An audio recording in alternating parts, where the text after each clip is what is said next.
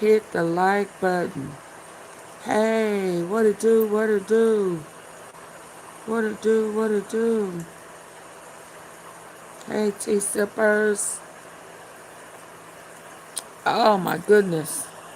I was on longer than I anticipated earlier today with that birthright citizenship foolishness, shenanigans. He's trying to play in our face. Come on in. So I'm going to start to hear what these brutal Trump lost shows who protest matters. I know he had a speech today. I really didn't listen to it. I'm sure I was going to get some coverage on it tonight, so I couldn't bear listening to it more than once. Hey, Joe. So I decided that it would just be best for me to wait until I go live. You know what I mean? Excuse me. I had me metabolism shot mango chili. Ooh wee, mango chili. Did it have my good? And yes, I think it has the U on it. But anyway, let's jump on in. Let's see what it brings, and then we gonna jump over to Candace. Okay, okay, all right, all right, all right, all right, all right. Hopefully, I won't have the same problems with the internet that I had last night and today. One step that I have been doing, I didn't do just to see if that's why I keep throwing me out. There I am. Whoop, there she goes. Whoop, there she goes. I was looking for you earlier. You was the reason why I did the birth, birthright citizenship. Oh my goodness. I tried to be quiet and not say very much, but it is what it is. Let's go. Let's hear what he got to say. We're going to check in on Trump a little bit, and then we're going over to Candace. Who's she been on in here lately? Let's go. Edition of Legal AF. We're coming off of. Welcome to a special yes, Trump was edition mad of this Legal morning. AF. We're coming off of that enthusiasm that has swept up the country. The No King's Day March. More than 9 or 10 million people hit the streets. That's the courage and crowd that's necessary to help the court cases that are going on all around the country against the Trump administration. And as the Democrats get ready for the midterms, we just came off a series of special elections where the Democrats are now 31-0 in flipping red seats to blue, including in some of the deepest, reddest parts of Florida.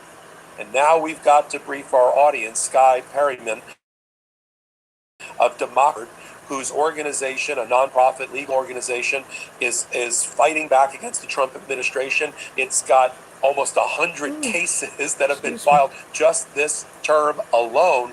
And we've got some breaking news about some wins there. I want to bring in Sky Perryman, the founder and CEO of Democracy Forward. How are you, Sky? Great to see you. How are you? I'm doing great, and our audience loves that. I love the slogan that's always up on your website. We go to court for people in democracy. Oh, I understand. That's what we do. You have some catching up to do. Fantastic things. I know that you went to No King's Day and marches in the D.C. area and virtualed in to the flagship one in Minnesota. What did you see in the crowds and courage of the American people on the streets this time around for No King's Day? It's really amazing. I mean, you see over 8 million people across the country. And we saw people of all generations, all backgrounds here in Washington marching, people from across the country. But you also saw that across the country. My hometown of Waco, Texas, which is kind of a red area, right? You see even activated people in red areas and swing areas across the country. People all united together saying, we're going to be here together. No kings. What is this administration doing? And we're not going to allow this administration to take our democracy down without hearing from the people. And so it was a really inspiring weekend for so many folks that were tuning in, watching, marching. Good Let evening, me show Sister a clip that Professor. Democracy Forward has up on its social media, sort of a compilation of, I don't want to say the best of No King's Day, but just to frame it here, when Hold you add up on. all of the marches, the 5501s, the hands off, the third No King's Day, you're talking about 15 to 20% of the electorate Yes. hitting the streets. This isn't just the Trump derangement syndrome therapy session that the Trump administration calls it. These are voters, these are Americans and people It's who support historic. it. It's historic. Yeah. And so let's play the clip that's up on the social media for Democracy Forward. This is what democracy looks like. This is what democracy looks like. The Constitution in this country does not defend itself. It has to be defended by people. Today is a movement. Let it be a reminder that progress is real, a reminder that sacrifice and that we absolutely deserve. Engage in small acts of resistance. Join the big movements. Share information. It has been very inspiring to see how many people are taking to the streets and just a clear message of no kings, that the American people are not going to let their democracy go. Because we are clear that the power belongs to the people. And from your perspective, Sky, how important is when our audience takes to the streets, when they participate in these events, when, as Rob Bonta, our great attorney general from California and Arizona, call it, crowds, courage, and court. Cases that we have the privilege of filing, and we have It's filed doing it hundreds again, of them y'all. since inauguration. And there have been over 700 total cases across the country, which is the largest and most successful affirmative litigation effort against an executive branch in U.S. history. But we've always viewed the courts as a way for people to make their voice heard. You heard me on the clip that you just played. The Constitution doesn't defend itself. It's a piece of paper. It also includes our ability to go to court and to challenge our government when they're necessarily powerful institutions, but people doing that. When powerful institutions have pulled back, when Donald Trump has said at the White House he wants to threaten everybody that files a lawsuit, people haven't been deterred. And that's why you have this tremendous legal effort that has served as a guardrail. And you're seeing people aren't deterred either by the historic numbers that we're seeing in these activations and No Kings protests and a range of other mobilizations across the country. So, the tide is turning. The tide is turning on this administration. They never had the support of people on the issues. They had political support from the prior election for various reasons, in part because so many Americans didn't vote, were apathetic, didn't believe the system was delivering for them, and it wasn't. And we're not going to make excuses for that. We got to go vote. Now you see the tide is turning, and this administration has lost so much support. Yeah, and we have the new reporting that Donald Trump, advised by his closest advisor, Susie Wiles, the chief of staff, and his wife, Melania, believe that their mass immigration deportation program, led by has been a loser for not only America, but for Donald Trump's electoral fortunes, and there's going to an end soon. Categorize the hundreds of cases that look like, now Steve Bannon, if y'all remember Steve Bannon, he was the one of Trump men who also fell out with him in the first administration, fell out, then got cool with Epstein, turned on Trump. He was the one who knew about Russia getting, Putin getting the pictures and documents to blackmail Trump from Epstein. Then now he was cool with Trump and he was crying, saying, oh, yo, we can't lose the midterm because we'll all go to jail. We'll all go to prison, including me. That's Steve Bannon. Yeah, he's in the Epstein files. Now it says Steve Bannon just called for Netanyahu's son to be deported from Miami and sent to fight in Iran. See how they turning now? Put a uniform on him. Let's have him in the first wave. Neither of Netanyahu's sons have served in war. See, he talking about two of Trump's sons. You see how they go? Yeah. See how they go? Despite Israel mandatory military service. See how they turning on each other? Trump stormed out today, mad as mad can be. Tried to intimidate them judges, looking them straight dab in the eyes. Look at that stare. Look at that stare. Now, so that reptilian was trying to intimidate. Yeah, he was pulling rank in the courtroom. Got so mad, stormed out. Yeah, now all of a sudden,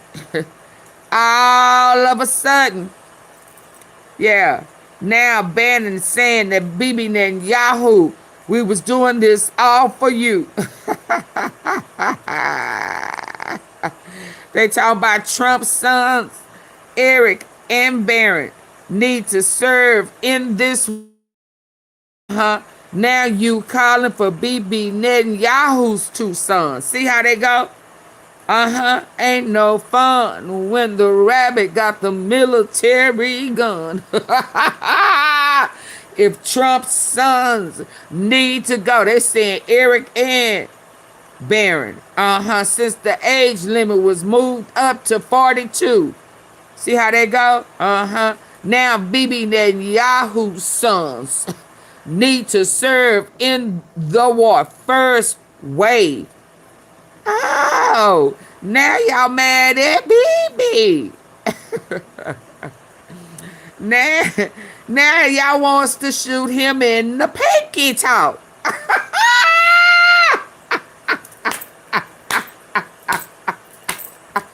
Why his ass over here on U.S. soil? You need to go back home. Deport him. Deport him. Deport him. Deport him. Bibi Netanyahu's son need to go back home. Get your ass off of our soil and our land. It's your fault. It is gone. Then the blame is on you. Your protection is over. How you like me now? Yeah, it didn't go the way we wanted it to go. And it's all y'all fault. We losing because y'all decided to force that button to be pushed. Now we about to lose this midterm and we all going to prison. We went too far thinking that we was gonna win in the end. I guess our number have been called. Yeah, your number's been called, baby. Your names is not in the book. You got to go. Yeah, where it's burning like hell. Yeah. He said put his ass off this U.S. soil. He need to go. We are losing so many of our military men. We don't the people how many.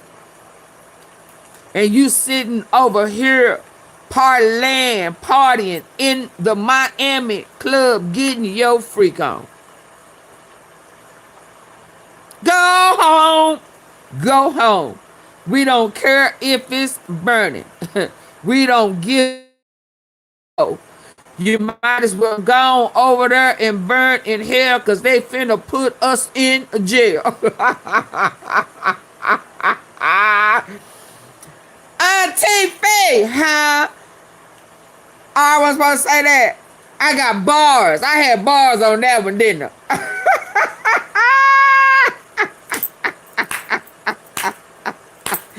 Go home and burn in hell because they finna send our asses to jail. I'm buffing y'all. Yeah, I'm buffing. I'm buffing because they don't want me to tell the truth. They don't want to let me see what I can do. They don't want me to tell the... Yeah. Hold on. It's buffing. Let's see. Let's see. Move that out the way. What's going on? Uh, what's going on? Yeah, Auntie P, why you laughing? This shit right here ain't funny. Yeah, because you was one of the first one crying, letting us all know that prison is real. Yeah, and y'all on y'all way to prison. Because it don't matter what he try to do. We gonna step up and step out. We gonna show out, baby, this time. Yeah, we gonna learn. We gonna learn to stand together. We are one. No matter what you say, we are one. Yeah, we won now. But let's keep going. Thank y'all. Thank you, me and Mrs. Tom. Me and Mrs. Tom. Ooh, that was almost a song, wasn't it? Me and Mrs. Jones. Mrs. Jones. Yeah, I got a heavy voice. Let's keep on going. Let's keep on going. I thought that was funny, y'all. Banner said, get his ass, send his ass home. You got to go. You got to go. You gotta go. Let's get on back over here. Yeah. Whee! Thank y'all for helping me reach that goal. Thank you for reaching that goal. Handling. I'm just going to do a rough cut, and then you can fill in the blanks there.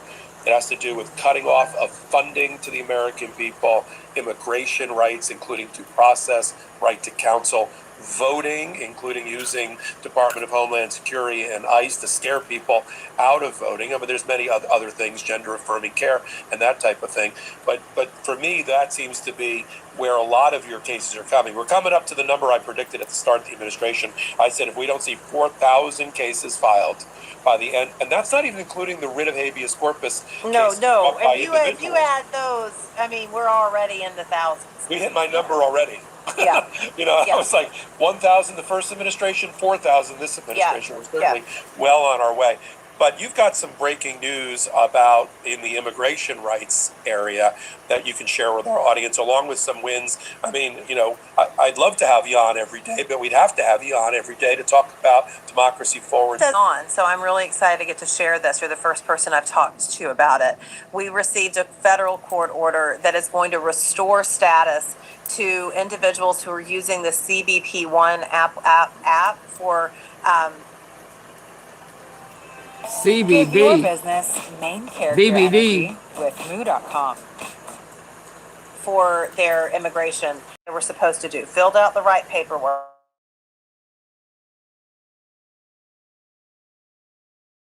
Fix this, y'all. They doing this because they want to fix this, y'all. They doing this because they want to. Sister, how I watch this uninterrupted. We're going to have the birthright citizenship argument. Cecilia Wang at the ACLU will be making those arguments, and I think the administration is going to face another big setback there as well because they continue to operate is going to have all of the people who utilize the CBP1 app tried to deprive all of unfair and un-American, but a federal court has power grab agenda. It hasn't done anything to actually tackle the hard issues we have around immigration policy in the country. It's just been a cruel agenda, and the administration has faced many setbacks. And of course, later this week, we're going to have the birthright citizenship argument. Cecilia Wang at the ACLU will be making those arguments, and I think the administration is going to face another big setback there as well because they continue to operate in ways that are so unlawful and so harmful. So we're really excited here.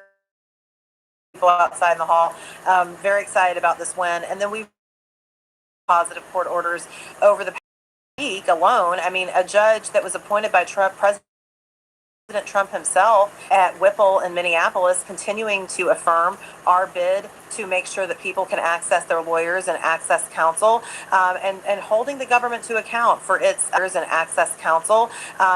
holding the government to account for its compliance with the court orders that we've won, while it's still have them calling the government out for misstatements, misquotes, potentially the misuse of AI. All this from a point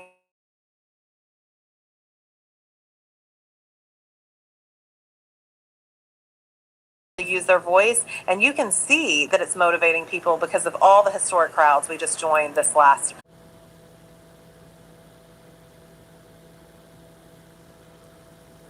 Yeah, I don't know. Hitting their stride now, and I think they are empowered by what they're seeing, not shy about having the Department of Justice to take the stand under oath. They're coming up with new and creative ways against and lawless Trump administration, right? Yeah, so I mean, I think that the federal courts, the federal judges, I mean, first of all, I just want to say they've been incredibly courageous. They are doing their job, and there are lots of people in this country that are facing far more threats. So I don't want to minimize the threats that people, communities of color, immigrants, so many communities across the country, the LGBTQ community are facing right now. But the federal judges have been facing a lot of threats as well, with the president specifically targeting them and their families. And you see them continuing to interpret the law, to write their opinions. I think the court struggled with the things that you learn about. But I was talking to some lawyers the other day that have like civil practices and criminal practices that are not really focused on government action. And it's like, you might have one case your entire career, an entire career of a 45 career, where you're litigating a contempt issue. I mean, that's just not something that lawyers do every day. And so I think that the federal courts too, I mean, we as lawyers are now seeing that the government doesn't have that what we call that presumption of regularity. And so it's been inspiring to see the courts adjust using the tools that are their tools. They're not making up new tools, they're not finding new violent action to overcome big barriers to our freedom. Those work out a little bit. Have to take to the streets. As to the federal judges, you're exactly on point. I've been doing this for 35 years. I've had one contempt proceeding. 5 years. I've had one contempt proceeding. I had to deal with somebody. Yeah, you think it's joking, right, I mean, but now this. Judges didn't. I haven't been having this problem. You were doing tabletop. You were doing tabletop exercises and learning as we were about Project 2025. Judges, not even waiting till retirement, they're speaking out. They're speaking out now about the Trump administration, not just wearing their black robe, but in interviews, on panels, on things on Legal AF. Because I think they're also, as you said, encouraged about the support that's out there for the American from the American people. Let me turn quickly here at the end about the United States Supreme Court, because one of the things I found from our audience, understandably so, because there's so much information, is that they tend to focus on the important cases, and I'm not minimizing them, at the United States Supreme Court, the 70 cases or even the 10 cases at the Supreme Court, and not the thousands of cases that really affect their life and what we consider to be our constitutional republic. And so we've got a series of cases, as we lead into birthright citizenship as an oral argument tomorrow, and we'll be having that as a live feed on Legal AF. We got an opinion conversion therapy. Now, licensed therapists can try to convert people, and use that kind of voodoo on people's minds about what their gender identity is. And that went 8-1 as a First Amendment right that couldn't be regulated against, written by Neil Gorsuch. And y'all said something about that though. Tabletop exercises and learning as we were about Project 2025. Judges weren't doing that in a judge school about what do we think's coming up next week. Yeah, they weren't doing that. Right. And so it's been really heartening to see, and we've platformed a number of federal judges who are doing something extraordinary and courageous. They're speaking out as sitting federal judges, not even waiting till retirement. They're speaking out now about the Trump administration, not just wearing their black robe, but in interviews, on panels, on things on Legal AF. So now saying we're unable to get router speed. The support that's out there for the American from the American people. Let me turn quickly here at the end about the United States Supreme Court, because one of the things I found from our audience, understandably so, because there's so much information, is that they tend to focus on the important cases, and I'm not minimizing them, at the United States Supreme Court, the 70 cases or even the 10 cases at the Supreme Court, and not the thousands of cases that really affect their life and what we consider to be our constitutional republic. And so we've got a series of cases, you know, as we lead into birthright citizenship as an oral argument tomorrow, and we'll be having that as a live feed on He Legal ain't lying, AF. Sister You know, we got an opinion today Somebody as you and I came on manipulation. the air about gender affirming, Yes, you 8-1. know, 8-1. right, Yeah. right, about, you know, the Conversion. Yeah, now, that's you know, why I don't want to yeah, listen to conversion that therapy. Now, success you know, licensed therapists in can try to Iran, but convert offers people, no clear you know, and use timeline that kind of for its voodoo end. on people's Here's the minds about takeaway. what their gender identity is, and that went 8-1 as a First Amendment right that couldn't be regulated against, written by Neil Gorsuch. Touch on whatever you like about the Supreme Court, including birthright citizenship, but how you see stepped that, away a few minutes. I hope I and did. some No, because despondency they're among trying to our censor audience me, about hearing and I'm about the Supreme spinning Court around rulings and and thinking around. all is naught. We understand the despondency. I mean, and the Supreme Court, as we know, in a range of decisions over the past few years, and you can look back through history and find that there are many times throughout history, has not consistently been protecting the rights of all Americans. And you can see that with big, high-profile cases like Dobbs. You can see that with smaller things that are on the shadow docket that also have a range of implications for people and communities. But first of all, let me be very clear. This president is not going to win 100% of the time at the Supreme Court. He hasn't been winning 100% of the time at the Supreme Court. And he's going to face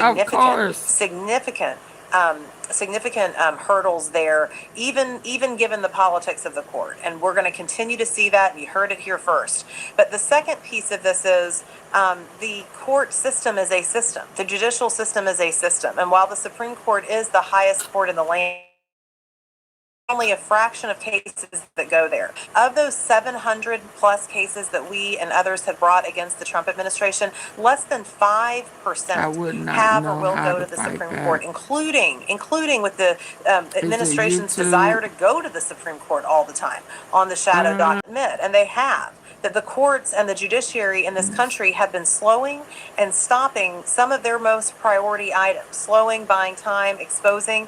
That's the work of the court system. It may not be the work of the Supreme Court, but that is what this judicial system has done. Now, as we look forward to the future, the American people have power to insist on reforms to any institution that is not serving the American people, not serving our constitutional rights. And so I think that there are going to be important conversations and work to do as we move out of this moment, when we get to move out of this moment, to help restore the American people's trust in our judicial system, in our Department of Justice, but also in our Supreme Court. Things like an enforceable code of ethics people can demand as we get to a new moment. But I will say that, if you take a look at it overall, it is the courts and it's the people that have been pushing back, and that's precisely why the president has threatened lawyers and judges, is because it's working so much. So it may not feel that way on a day-to-day basis, but that's a bit of hope for people and a bit of dose of reality as to what we're seeing.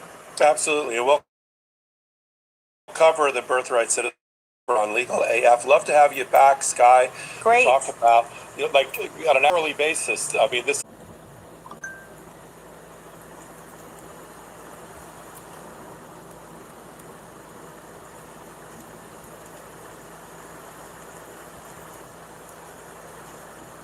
Can y'all hear me now?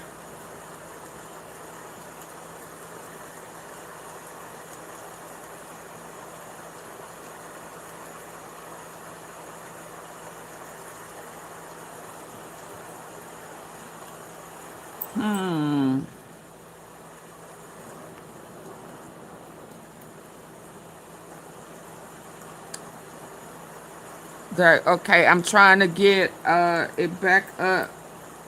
Hold on. I had to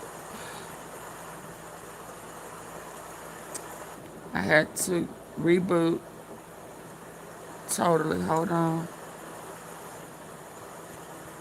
VPN.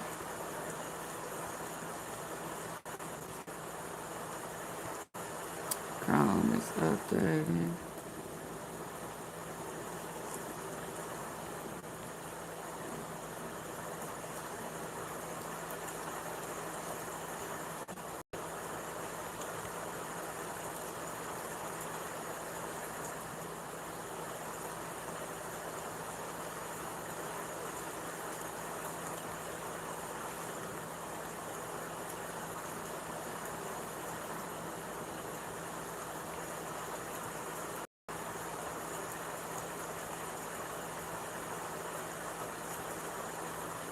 Hold on.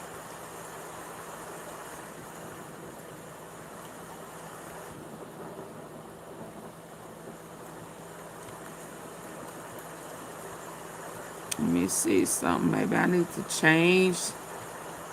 Maybe I need to change some things up. Let me get back into the system. Some they do not like. Ooh, wee, baby.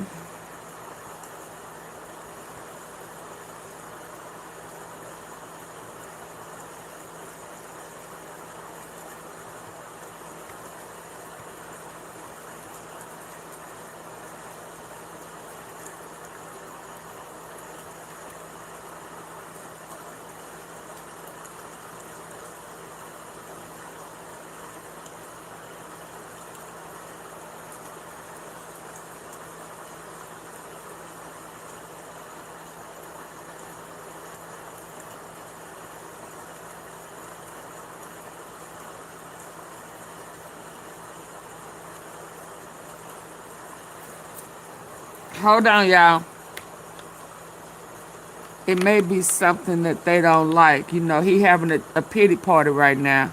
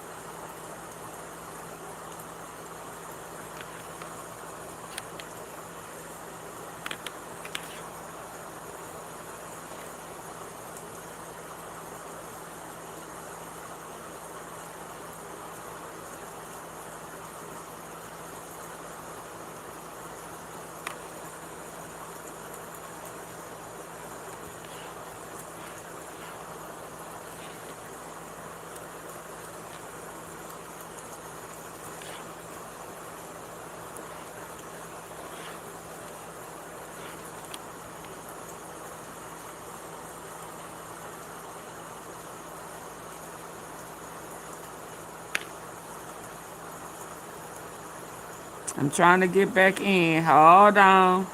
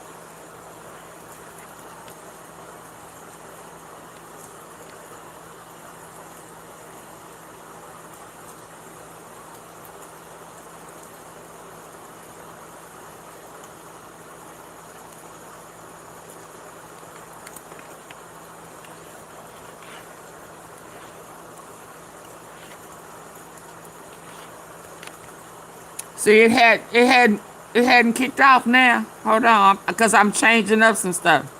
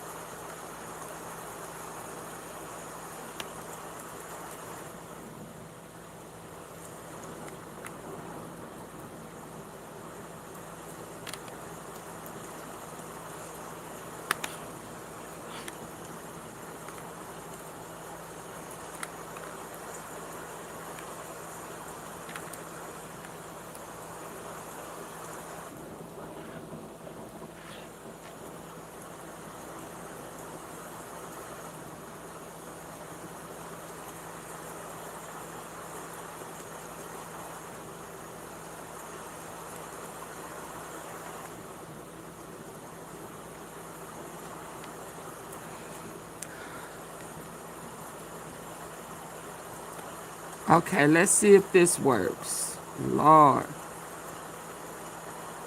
They so sensitive all of a sudden. When did they get sensitive? Huh?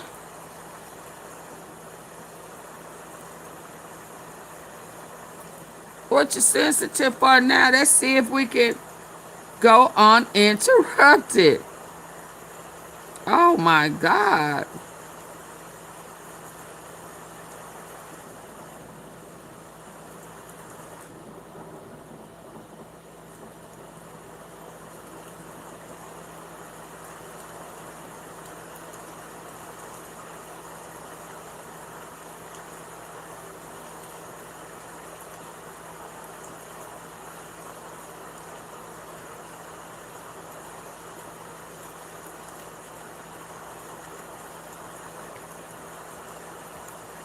Vaginal suppositories. Never out of 10. It's like putting chapstick on your forehead and hoping that it Let's reaches see your if this lips. works. Gave a disastrous address to the nation, perhaps the Donald Trump just gave a disastrous address to the nation, perhaps the worst address to the nation in presidential history. We did not bring it live because I needed to fact check it on this video right here. As our editor-in-chief, Ron Filipkowski, writes, was the point of Trump's speech tonight to show the nation how badly he's deteriorating with more slurred, low-energy, Was he incoherent, slurred? nonsensical rambling? If so, mission accomplished. Now, this speech was a disaster on multiple fronts, showing Donald Trump's physical and cognitive deterioration, and also the markets have not been responding to it well. Oil prices are surging following tonight's address by Donald Trump regarding his unlawful war in Iran. The crude oil has now surpassed $103 per barrel, while Brent crude oil approached $106 per barrel. We expect that to only get higher. The market's not liking this. The American people not liking this. Our allies disgusted. The enemies of the United States laughing. Let me show you what went down. Donald Trump began by saying, "We have all the cards. They have none of the cards. I have all of the cards." What What cards are card? you referring to, What Donald? They card? control the Strait of Hormuz. Isn't that the card? The He Strait feels of Hormuz defeated, card? y'all. Here, play this clip. We have all the cards, they have none. It's very important that we keep this conflict in perspective. And then Donald Trump says, but if we don't make a deal, if there's no deal, we are going to commit war crimes. He doesn't say war crimes, but he says we will hit each and every one of their electric generating plants very hard, and also probably simultaneously. Thanks for the clarification on simultaneously. And you just admitted to committing war crimes, because that's an attack on civilian infrastructure.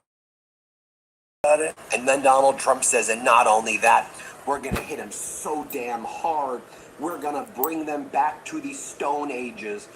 If during this period of time no deal is made, we have our eyes on key targets. If there is no deal, we are going to hit each and every one of their electric generating plants very hard and probably simultaneously. We have not hit. So now you're gonna let them know what you're that's doing. the easiest target of all, because You it so would damn not give them defeated. even a small chance of survival or rebuilding. But we could hit it, and it would be gone, and there's not a thing they could do about it. And then Donald Trump says, and not only that, we're going to hit them so damn hard, we're going to bring them back to the Stone Ages where they belong. So, Donald, you just handed propaganda clips right now to the Islamic Republic to show their people. You see what he says? He's threatening more war crimes. He's saying he's going to bomb Iran. A proud nation, by the way. I mean, we could be very critical, and rightfully so, of the Islamic Republic, but Donald Trump makes no distinction between the Islamic Republic regime and the people of Iran, who have histories dating back thousands of years. It's still a very proud culture, and he goes, I'm going to bomb you to the Stone Age. As I said before on Mike's Touch podcast, Donald Trump sounds like a corny bad guy cartoon character on the shows I used to watch growing up. Bannon is too. Utterly pathetic. Get him out of here. Amateur. You're gone. This clip. We're going to hit them extremely hard over the next 2 to 3 weeks. We're going to bring them back to the Stone Ages where they How belong. dare you And by the beat way, this is us? why I don't bring Donald Trump's How speeches dare you live, outplay so I can us? give you the context, so I can fact check it for all of us. Then Donald Trump says, so here's my message to all of the countries out there who want to use the Strait of Hormuz.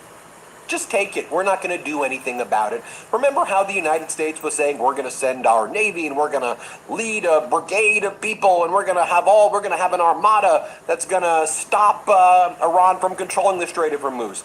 Donald Trump says to other nations, get some delayed courage, he says, and go take it yourself.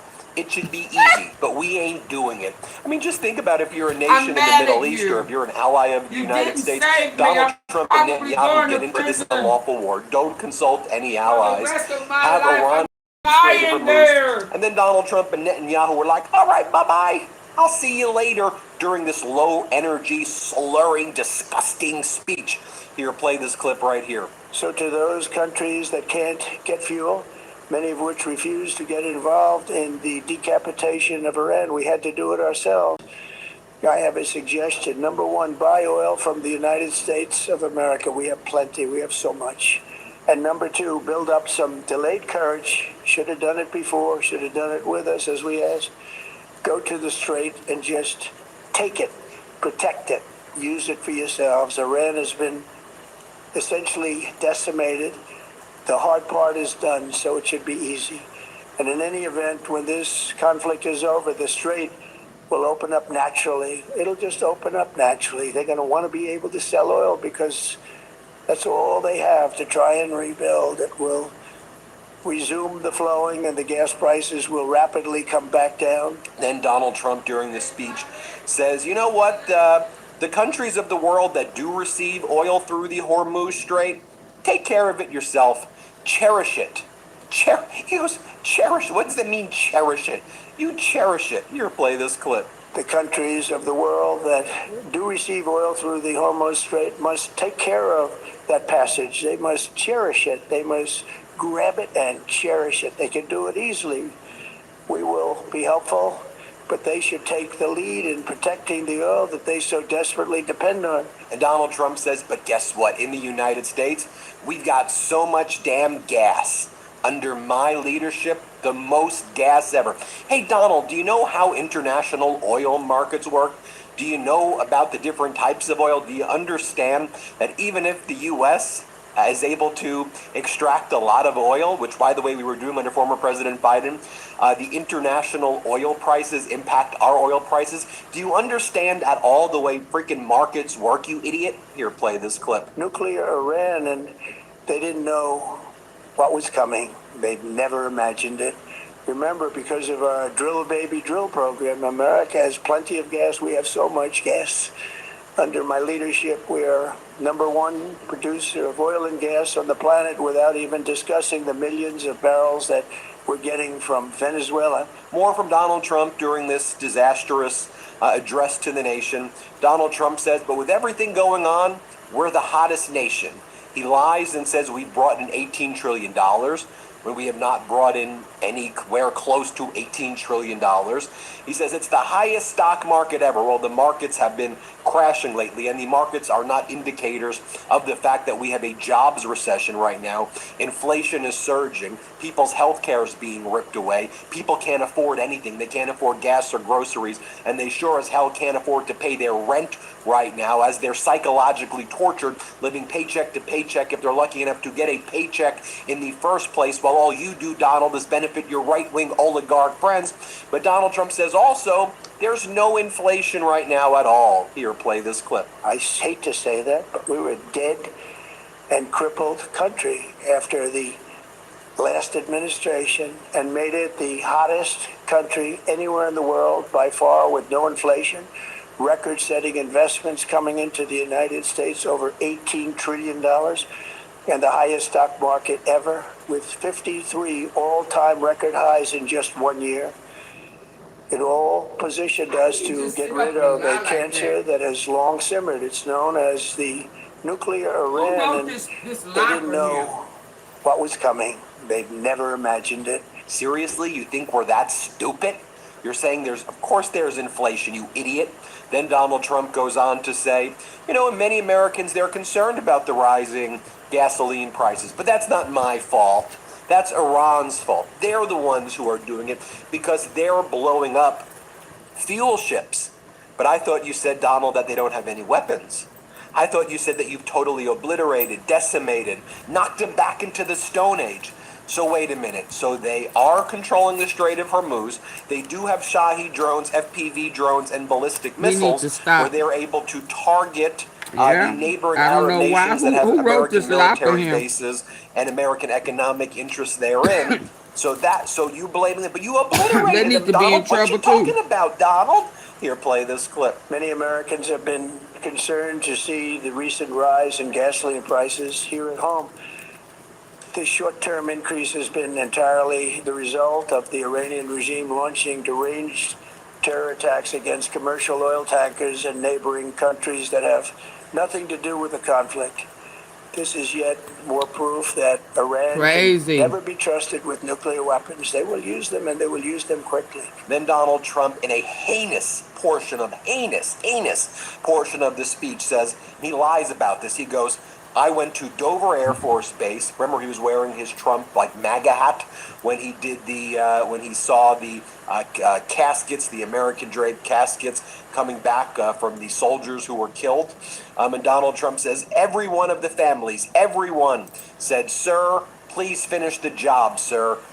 They didn't. We've actually heard from families that said they didn't tell you, please finish the job, sir. A lot of these families are like, why did a family member of mine die for Donald Trump and Netanyahu, is what they said.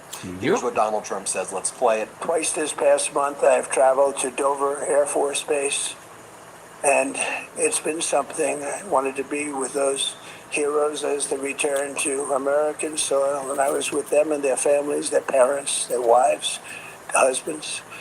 We salute them, and now we must honor them by completing the mission for which they gave their lives, and every single one of the people, their loved ones said, please, sir, please finish the job. Every one of them. And we are going to finish the job, and we're going to finish it very fast. We're getting very close. I want to thank. And then Donald Trump says, we are totally independent of the Middle East. Totally independent.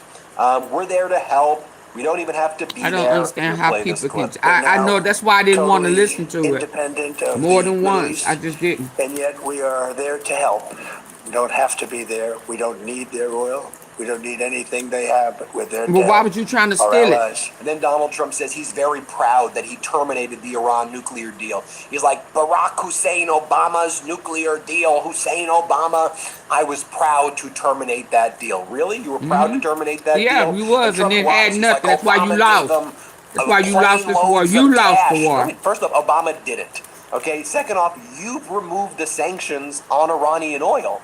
So Iran's made $14 billion. By the way, you've also removed sanctions on Russian oil, and they're going to make hundreds of billions of dollars. You've removed sanctions on Russian vessels, while Russia has helped Iran target American interests in the Middle East. Let's be precise about what's happening. While Russian Duma members, the equivalent of their Senate, just visited our State Department and got tours of our Capitol building by MAGA Republican Congress members. Putin and while you've attacked NATO and all day, Netanyahu. and you said that America needs to withdraw from NATO and that NATO is a paper tiger because Putin told you so. And again, this is why we don't bring Donald Trump's speeches live, so that I could do videos like this and tell the truth and give the facts. So while you're watching this, hit subscribe, help us get to 7 million subscribers. Also subscribe to Scott McFarlane's YouTube channel. Let's play this clip. Here it goes. Had I not terminated that terrible deal, I was so honored to do it. I was so proud to do it. It was so bad right from the beginning. Essentially, I did what no other president was willing to do. They made mistakes, and I am correcting them. Then Donald Trump says, in addition, I will never let anything like this ever happen, and neither should any past presidents. Like, what are you talking about? Play this clip. I will never let that happen, and neither should any of our past presidents. He then brags that American troops took Venezuela. I'm so proud of our troops that took Venezuela, that conquered Venezuela. Let's play this clip. I also want to thank our troops for the masterful job they did in taking the country of Venezuela in a matter of minutes. That hit Well, you was lost quick, this lethal, war. violent, and respected by everyone all over the world. And here's how the speech ended. Very weird. I'll just show you the speech ending right here. Just all around weird. He struggled to read. Low energy. Utterly pathetic. Let's play the clip. They're the bully no longer. This is a true investment in your children and your grandchildren's future. The whole world is watching, and they can't believe the power, strength, and brilliance. They just can't believe what they're seeing. They leave it to your imagination, but they can't believe what they're seeing. The brilliance of the United States military. Tonight, every American can look forward to a day when we are finally free from the wickedness of Iranian aggression and the specter of nuclear blackmail. The wickedness of you and Because Bibi of the actions Netanyahu. we have taken, we are on the cusp of ending Iran's sinister threat to America and the world. And I'll tell you, the world is watching. And when How did they threaten us? when it's all over, the United States will be safer, stronger, more How did they prosperous, and threaten us? greater than it has ever been before. May God bless the men and women of the United States Armed Forces, and may God bless the United States of America. Thank you very much, and good night. Even the military turned against you. There you have it, folks. Let me know what you think. Hit subscribe. Let's get to 7 million subscribers. We appreciate you so much. Even Love the this video? military has turned. You walked them into ambushes. Tracking, what time is it?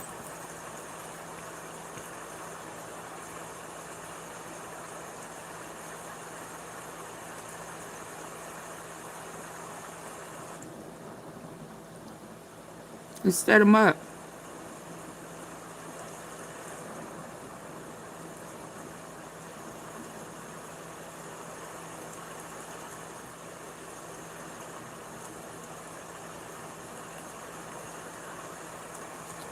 Now he Here's how I mad eat low at carb. I Vance. protein What he meals mad at every day. Vance These are my for? lunches this week. Eating carnivore or 'Cause keto he- isn't cheap or fast. For more foreign policy, well, listen, he's a Secretary of State. Hold on, what you mad at All him right, I want for? to show you all the awkward comment that Donald Trump made about J.D. Vance's his weight loss journey, in front of the entire room at a White House Easter lunch. This is actually a perfect And opportunity he out there to present farting to you all green the and theories that I've shitting talked green about on this shit out channel all over over and the over, place. You had and a it's that nerve. Donald Trump is very clearly not fully behind J.D. Vance in 2028. I'll take it a step further than that.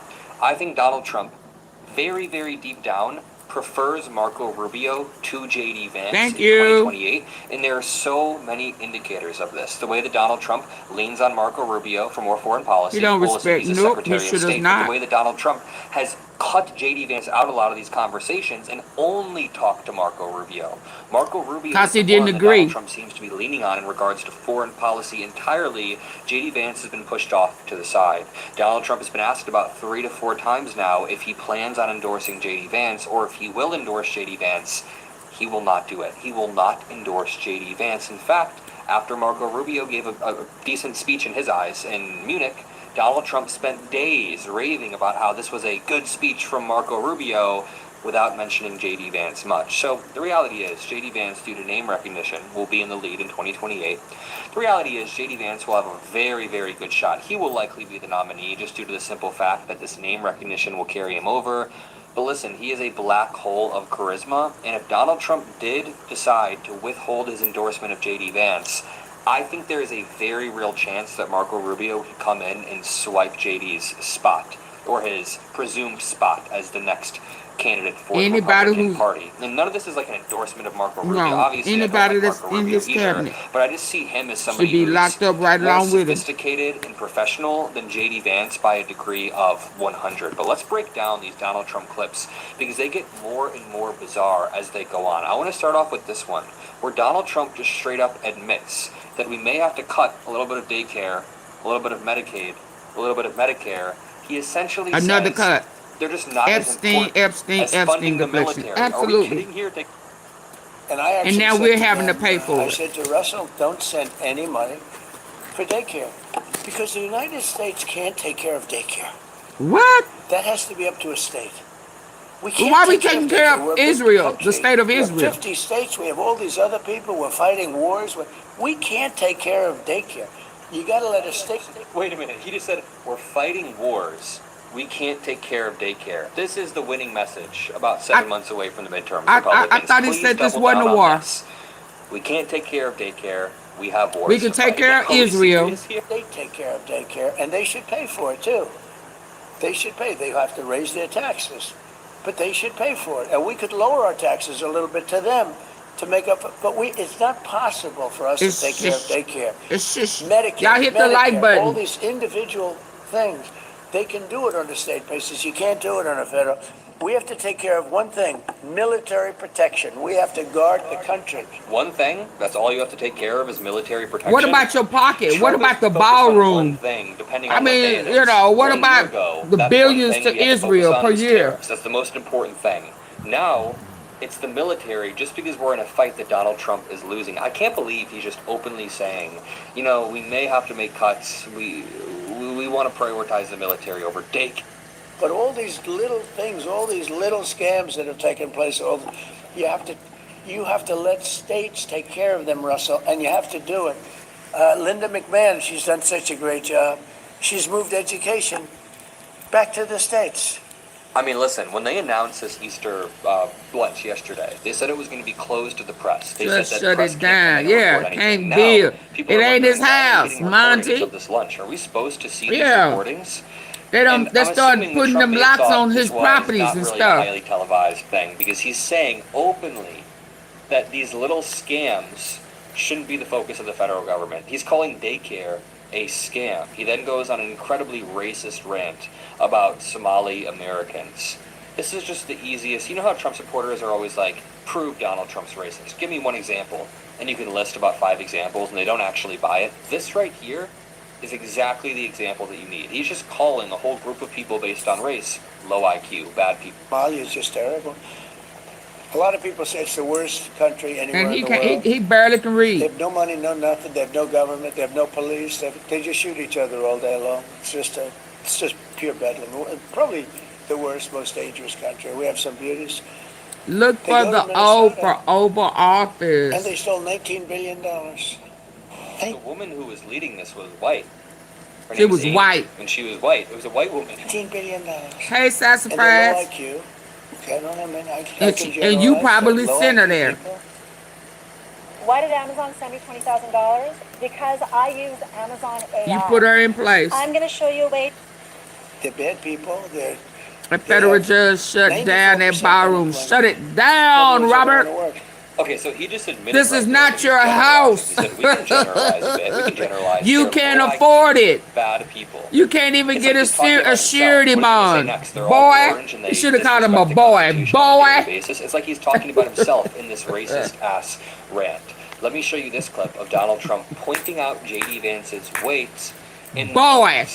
I Little genuinely boy don't Trump. know if he knew he was on camera here, because he calls out J.D. Vance's weight in front of the entire room. The White House, including Vice President J.D. Vance. I think J.D. here? Where is J.D.? You can't see him? Oh, J.D. Oh, he drunk.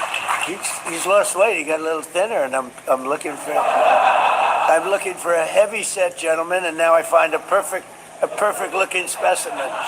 Dude, has Trump even seen JD in months? The Yeah. way that Trump reacts to JD Vance in that clip, I want you Because to pay attention. He JD looks around, was fat and some he time goes, ago. "Oh, JD." It's like he's excited to see the guy. It's like it's the first time he's seen the guy in No, months. he being and then he goes, wow, sarcastic. JD's lost a lot of weight. Like, have you not seen your own vice Higgy president in wiggy. months or something? Has it just been Marco Rubio and you? The White House, including Vice President J.D. Vance. I think J.D. here? Where is J.D.? I've been here almost an hour and I only have 27 votes. But this dude has Wow. not seen JD I'm gonna Vance shut in it. months. I'm gonna tell you Fat right now, this shaming. dude has not Yeah. seen JD Vance in months. He's surprised to see him. He's surprised to see how much weight his own vice president lost, and he's only been spending time with Marco Rubio, Stephen Miller, and the people around him. Only confirming my theory that Donald Trump doesn't really give a shit about JD Vance. I think if Trump knows one thing, he doesn't know much, but if he knows one thing, it's like who looks good on TV and who doesn't look good on TV. Who performs on TV, who doesn't. J.D. Vance is not a very captivating performer on TV, to say the least. Donald Trump then ends it off by talking about Charlie Kirk and Erica Kirk very briefly. And he Again, the I'll be on fattest CNN in the White House. tonight at 10 p.m. Eastern, 9 p.m. Central. So be there. Check this out. many, many years, and much of it has to do with a very good friend of mine, who a person that he loves so much is sitting right here. Charlie Kirk loved that woman right there. And he was So so she great. there? Yeah, he was so great. She there? You know, I have people, Charlie Kirk loved that woman right there. And he was Oh a very yeah, he good hired friend of her. mine, who a person that he loves so much is sitting right here. Charlie Kirk loved that woman right there. Kirk and Erica Kirk very briefly. Again, I will be on CNN Newsnight tonight at 10 p.m. Eastern, 9 p.m. Central, so be there, check this out. Many, many years, and much of it has to do with a very good friend of mine, who a person that he loves so hold much on, is let's be sitting clear.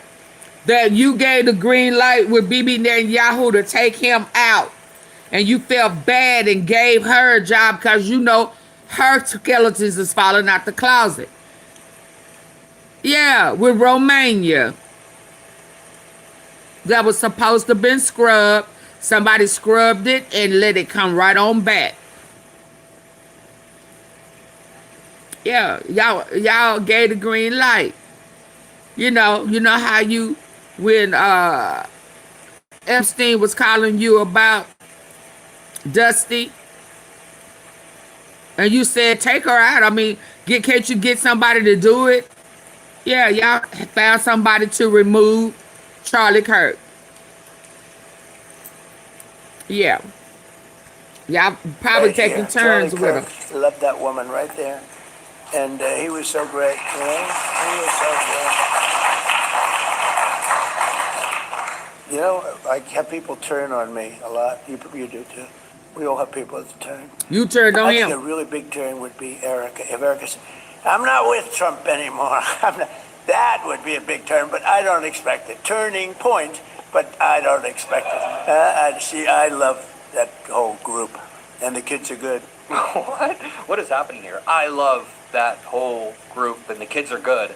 He gave her a weird wink, as if to say, you better not ever leave this movement. You better not ever. Because I gave you that job. Look at this. No more annoying gaps ruining your beautiful floors. But I'm not Christian, right? She ain't either. Between your floorboards or vinyl planks. And she ain't either. All right, we've got to talk some more about Erica Kirk. I recently made a video on this channel talking about this super viral video, one of the most viral videos I've seen in a while. Drewski making fun of Erica Kirk. Drewski is essentially a comedian, and he made this very, very funny video. He ate her up and probably finna eat up. Obviously already a lot of noise around this. I've made several videos here on the Adam Mockler channel about Erica Kirk and all the, Kash Patel wants to be a frat boy, chugging beer with the winning. All right, y'all, buckle up, man. Here we go. So, as you all know, Kash Patel has destroyed this Charlie Kirk case 15 ways to Sunday. It's incredibly humiliating. It's incredibly embarrassing. They never knew what the fuck. They didn't know if Tyler Robinson was the right guy. Not even close. Not even close. These are the people who, there was a shooting of ICE detainees, right?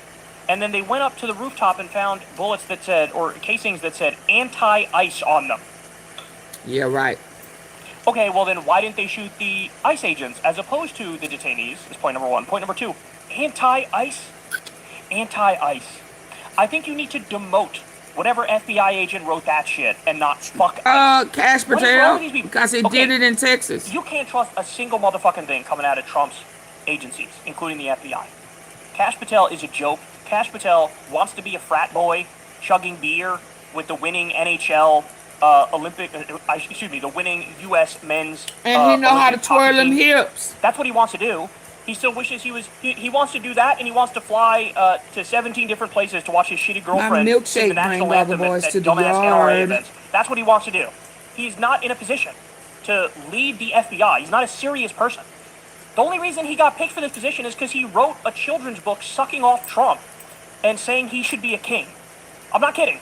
The other thing is he was selling a pill, a supplement, to reverse the COVID vaccine. He's a total scam artist. He's a total loser, Looney Tunes scam artist, okay?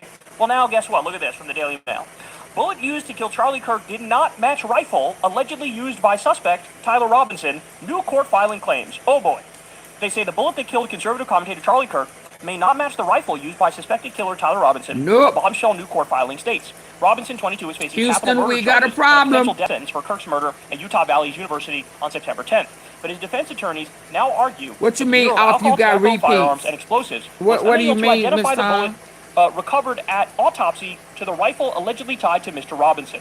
The defense team may now offer the ATF firearm analyst's testimony as exculpatory evidence. They said in a motion filed on Friday to push the preliminary hearing back at least 6 months, Fox News reports. It also notes that DNA reports filed by the Federal Bureau of Investigation and ATF will take time for the defense team to analyze because reports indicated that several different DNA samples were found on some items of evidence. Wow, isn't that crazy? What you mean, As these repeat? cases indicate determining the number of contributors to a DNA mixture and determining whether the FBI and the ATF reliably applied validated and correct scientific procedures is a complicated process which requires the assistance of various types of experts, including forensic biologists, geneticists, system engineers, and statisticians, all of whom must review and evaluate several different categories, the filing states, according to Deseret News.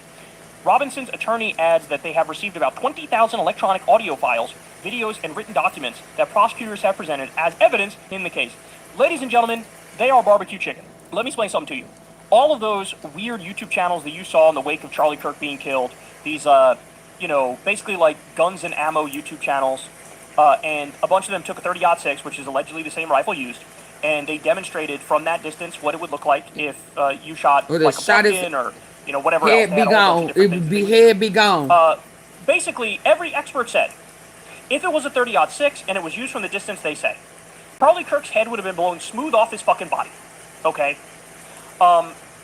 This was not a 30-06. They have no idea if they got the right guy. In fact, I told you guys the massive discrepancies in the story. Remember, it's Kash Patel and fucking Dan Bongino who are going, oh no, trust us, we got the right guy. Trust you? I don't trust you with fucking anything. When I see one. Are you kidding me? I'm supposed to trust you on this? They tell us Tyler Robinson was caught on video going to the roof to take the shot. The rifle was broken down. Okay? He gets up there, he puts the rifle together, he shoots. Then he undoes the rifle after he shoots Charlie Kirk. He doesn't run immediately. He undoes the rifle, puts it away, runs, jumps down, goes into the woods, and then puts the rifle together and leaves it there in the woods, waiting for the FBI to come find it. There's not a single person dumb enough in America to believe that story. There's not a single person who would hear that and go, yeah, that makes sense. That's plausible. It doesn't make sense. It makes no sense. Don't even get me started on the letter, the letter which looks like it was written by an out-of-shape 47-year-old FBI agent trying to sound like a, hey, girlie, what's the haps, babe? I need to hide out in my vehicle. Like the wording of that thing did not at all sound like it was coming from somebody that's Tyler Robinson's age, right? So the ammo doesn't match the rifle. The story of getting the rifle in and of itself makes absolutely no sense. They fired the person who was the head of the FBI in that particular region of the country soon before the shooting, and so that expert was out of the picture. They didn't know whether they were coming or going. Kash Patel was trying to do hits on TV to look like Mr. Tough Guy. He says, I went in there and I told them, no more of this Mickey Mouse crap. We gotta get down to business going after Charlie Kirk's killer. What do you think, you're in a fucking movie? You little twerp? What the fuck is wrong with you? Do your job. Why do you have to go out there and stunt fucking pose for right-wing Twitter? Like, nobody gives a shit about your little right-wing, sycophantic online Twitter group that you desperately try to get applause from and pats on the head from. So anyway, this is what's happening now. I don't know if they're going to have anywhere near enough evidence to convict this guy. I really don't. Because the official story makes absolutely positively no sense. And by the way, let me just state for the record, that of course does not mean that, Candace Owens with her maximalist fucking conspiracies where, she says, this thing came to me in a dream and then it happened in reality. Like, no, you don't need to go all the way into Candace Owens' La La Land. She more important than any of y'all. That they botched this case 78 ways to Sunday. And there's no way that the story they're telling makes sense. There's no way they're going to be able to She was right when she said that he didn't do it. And the fact of the matter is, we don't have any idea who got Charlie Kirk. We have no idea whatsoever. Yeah, I don't want to give that young lady her credit. Is fucking flat out lying to you. All right, guys, that's the show, y'all. That's the show. I love y'all very much. You guys know the drill, man. Everybody subscribe to the channel and click. Oh, yeah. She know more than y'all know. Whatever her dream was, It's leading her in the right direction. You can believe that. You can believe that, partner. Y'all are haters of a strong black woman. Hold on, what's she saying? I don't even know if I want to hear from you again since you lying on Candace. Hold on. Oh yeah, everybody laughing at you for falling apart. Falling apart. Right in front of our face. Hey, welcome back I into think it's a Occupied beautiful Democrats. And to say thing. that Donald Trump is a hypocrite is a waste of time. No, he's a slave driver and a liar. And in Yep. this breaking story, wait until you see the demand he just Thank made of you, certain y'all. people Thank in you. Please D.C. make sure you based have. on what he currently Yeah. claims is going on. I need to in pause for the America. I'm gonna show thumbs that up. to you in a I need few for y'all to moments. hit the But like let's button. illuminate what I'm saying about this and start with his lie about the golden age boom here. What we've done with growth. I need for y'all to hit the like button. Like, come on. What we wait out? What we waiting on? What we waiting on?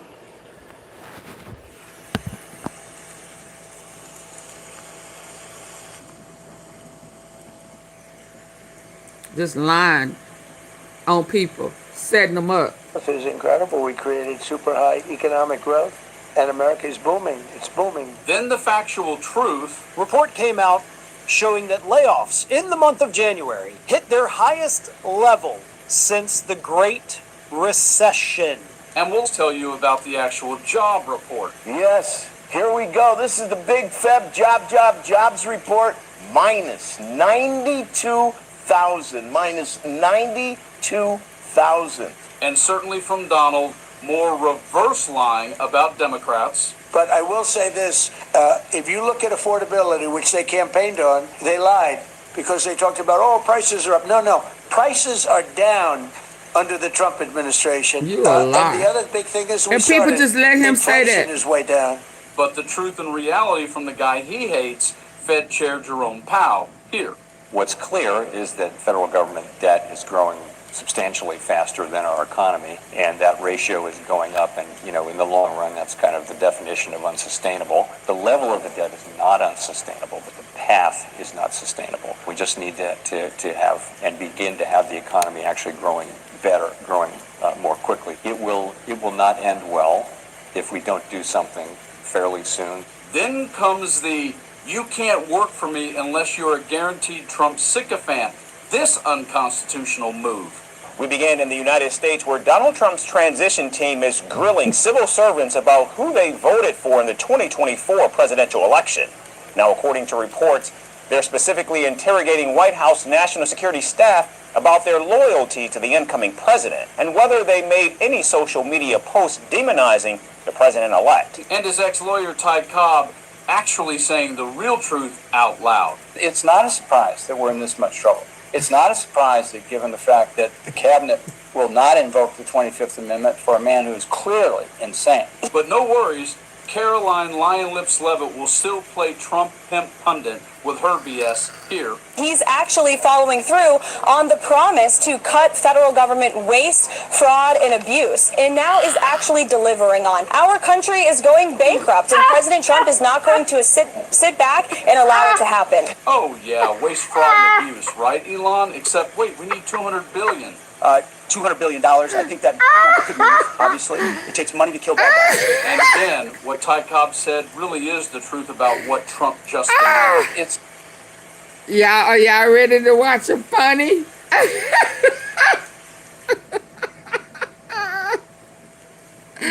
Oh my God! Oh my God! Not a I'm surprise so that we're in sorry. this much trouble for a man who is clearly insane. Because in this breaking story, things are going so wonderful in America, and with the war, Trump actually, complete opposite of Joe Biden, just demanded and asked for people to intern for him for freaking free. Check this breaking story out. White House seeks sycophant interns willing to work for free as economy crumbles. The White House has started looking for interns, Thank you, but there me. is a catch. It's unpaid, Thank you and for the applicants super are required to sticker. be Trump administration fans. Are The White y'all House ready for a internship program funny? gives young Let this workers 10 finish. to I'm going to 12-week show y'all in-person funny. working experiences Oh throughout my the goodness. administration, Oh the New Republic reported. And while the economy takes a downturn, oh my it appears goodness. the Let me Trump get team has to an it. idea of who they want to hire for the roles. As the U.S. job Hey, y'all market continues to design. crumble, Donald Trump's White House is looking to hire a new batch of sycophant interns, but won't pay them for their devotion or their time, according to the New Republic. The application also has a series of very specific questions. Describe how President Trump's vision for the country has influenced your decision to apply to the White House internship program, one portion of the application read. In your view, which current cabinet secretary do you Oh most my admire and goodness. That believe was best demonstrates funny. effective leadership? Another question asks.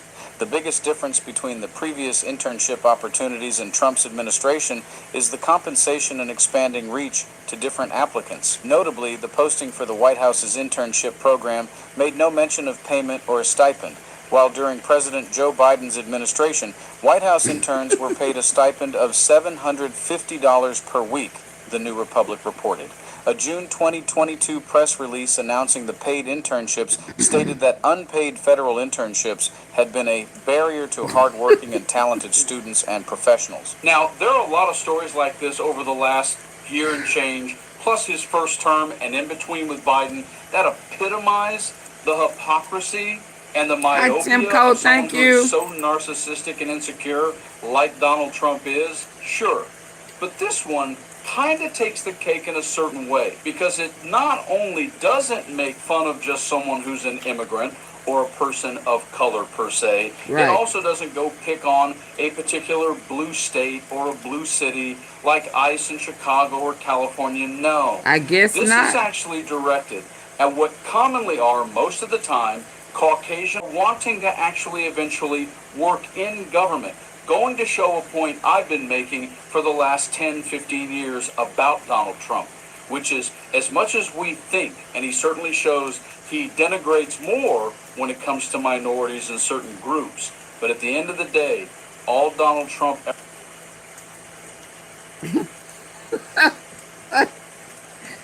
Hold on, y'all. Let's get to the funny.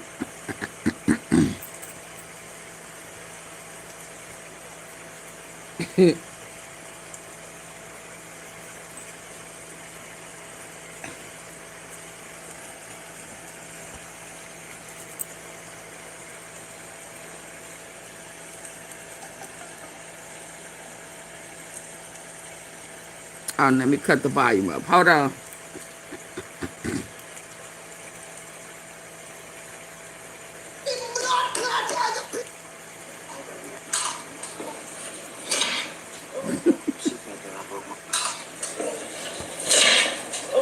She finna think I broke my neck.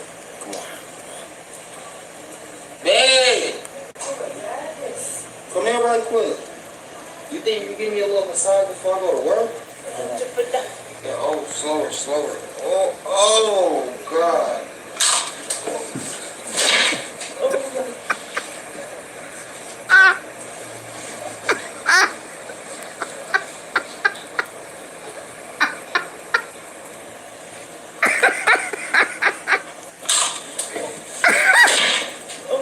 She finna think I broke my neck. Come on. Babe! Oh, my goodness. Come here right quick. You think you can give me a little massage before I go to work? Yeah, oh, slower, slower. Oh, God.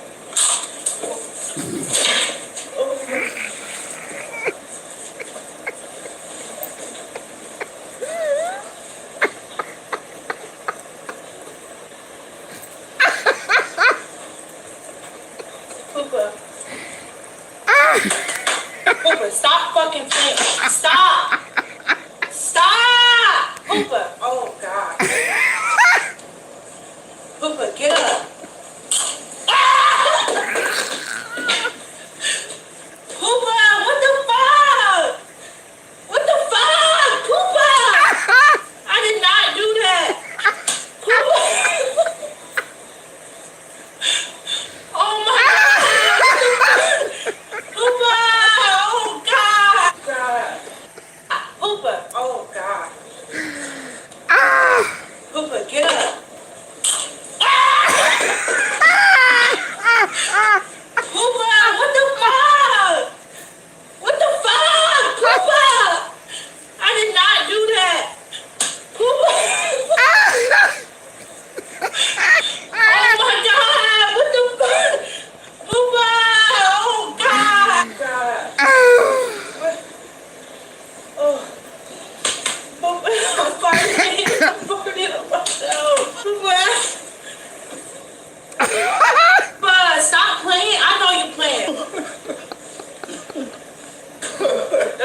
fucking funny.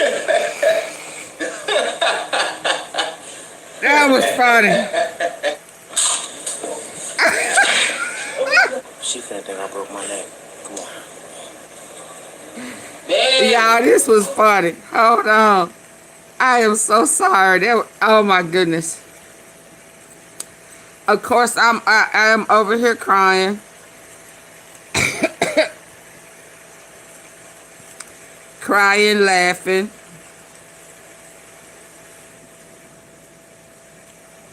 I think it was. I think it was. I think at first it was this one.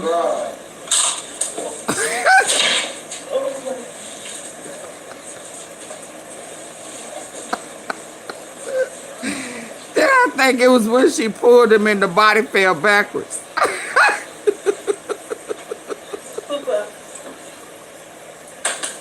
Poopa, stop fucking playing. Stop. Stop. Beautiful baby. Poopa. Oh God. Poopa, get Right up. here. Right here. Poopa, what the fuck? What the fuck? Poopa! I did not do that. Poopa! I think I would have passed out. Poopa! Oh God! That was a good one. That was a good one. Pardon. Let's get back. Let's get back, y'all. Now that was a good one. Totally caught. She saw that pasta. What pasta? And she gonna leave. Oh my goodness, that body was limp, didn't it? Y'all hit the like button. I'm finna. Oh my goodness, laughter is good for the soul, especially with everything that's going on in the world today. A good laugh ain't never hurt nobody. It ain't never hurt nobody. Let me get over here to some stuff. What would happen if your president were to be assassinated by the Ukrainians or Europe or the United States? That would mean that Europe will be taken away from the map of humanity. Then we would have to start to attack Europe with conventional weapons, and then next step will be waves of nuclear. I am starting to say that these idiots do not understand anything but physical pain. Oh, wow. Nothing but physical pain. Does the American president have the authority to control its client state? Israel no longer behaves rationally. It's sort of overtaken by eschatological fever. There are rabbis going around saying this war in the Middle East, even though it's destroying Tel Aviv, it's... Does the American president have the authority to control its client state? Israel no longer behaves rationally. It's sort of overtaken by eschatological fever. There are rabbis going around saying this war in the Middle East, even though it's destroying Tel Aviv, it's good for us because this will lead to the coming of our Messiah. So they believe that when the very existence of Israel is threatened, God will intervene because the Jewish people will come together and renew their faith in God. I only have 49 likes. What we doing? Trusting after the faith of the Jewish people, then he will save his people by sending his Messiah, who will then redeem the Jewish people. This war in the Middle East, not an issue. What matters is our relationship with God. If nuclear bombs go flying, doesn't really matter. Does the American president have the... Breaking and unbelievable. Alan Dershowitz drops a nuclear bombshell about the Epstein network. He exposes a giant lie about his sudden death, stating powerful figures silenced him for good. See the unbelievable list of hidden suspects by viewing the first remark below this video. Breaking and unbelievable. This is now the fifth round of sirens we've had here in Tel Aviv within the last 10 minutes. As President Trump says Iran has asked for a ceasefire, we are witnessing non-stop pressure still being applied by Iran. This is now the fifth round of sirens we've had here in Tel Aviv within the last 10 minutes. As President Trump says Iran has asked for a ceasefire, we are witnessing non-stop pressure still being applied by Iran. This is now the fifth round of sirens. We think it's going to to be a swarming attack, multiple different attacks at one time across multiple cities. We think there will be bombings just because some of the attackers went through bomber training and they have these vests. And then we think there's these Fideian attackers who will carry on until they're killed. So these guys are trained and they are going to fight until they're killed. Yes. There's no stopping them. Exactly. And that matters, right? So I was watching this video and it was a bombing in Kabul years ago. The bomber blew up and then everyone starts moving in, the first responders move in, and then another guy walks in and blows up. We know this is a tactic, right? But if Americans don't understand this is a tactic and don't understand these attackers are going to fight to the death, we have to be very careful that we don't have more people die in these second and third order effects of not knowing their intent.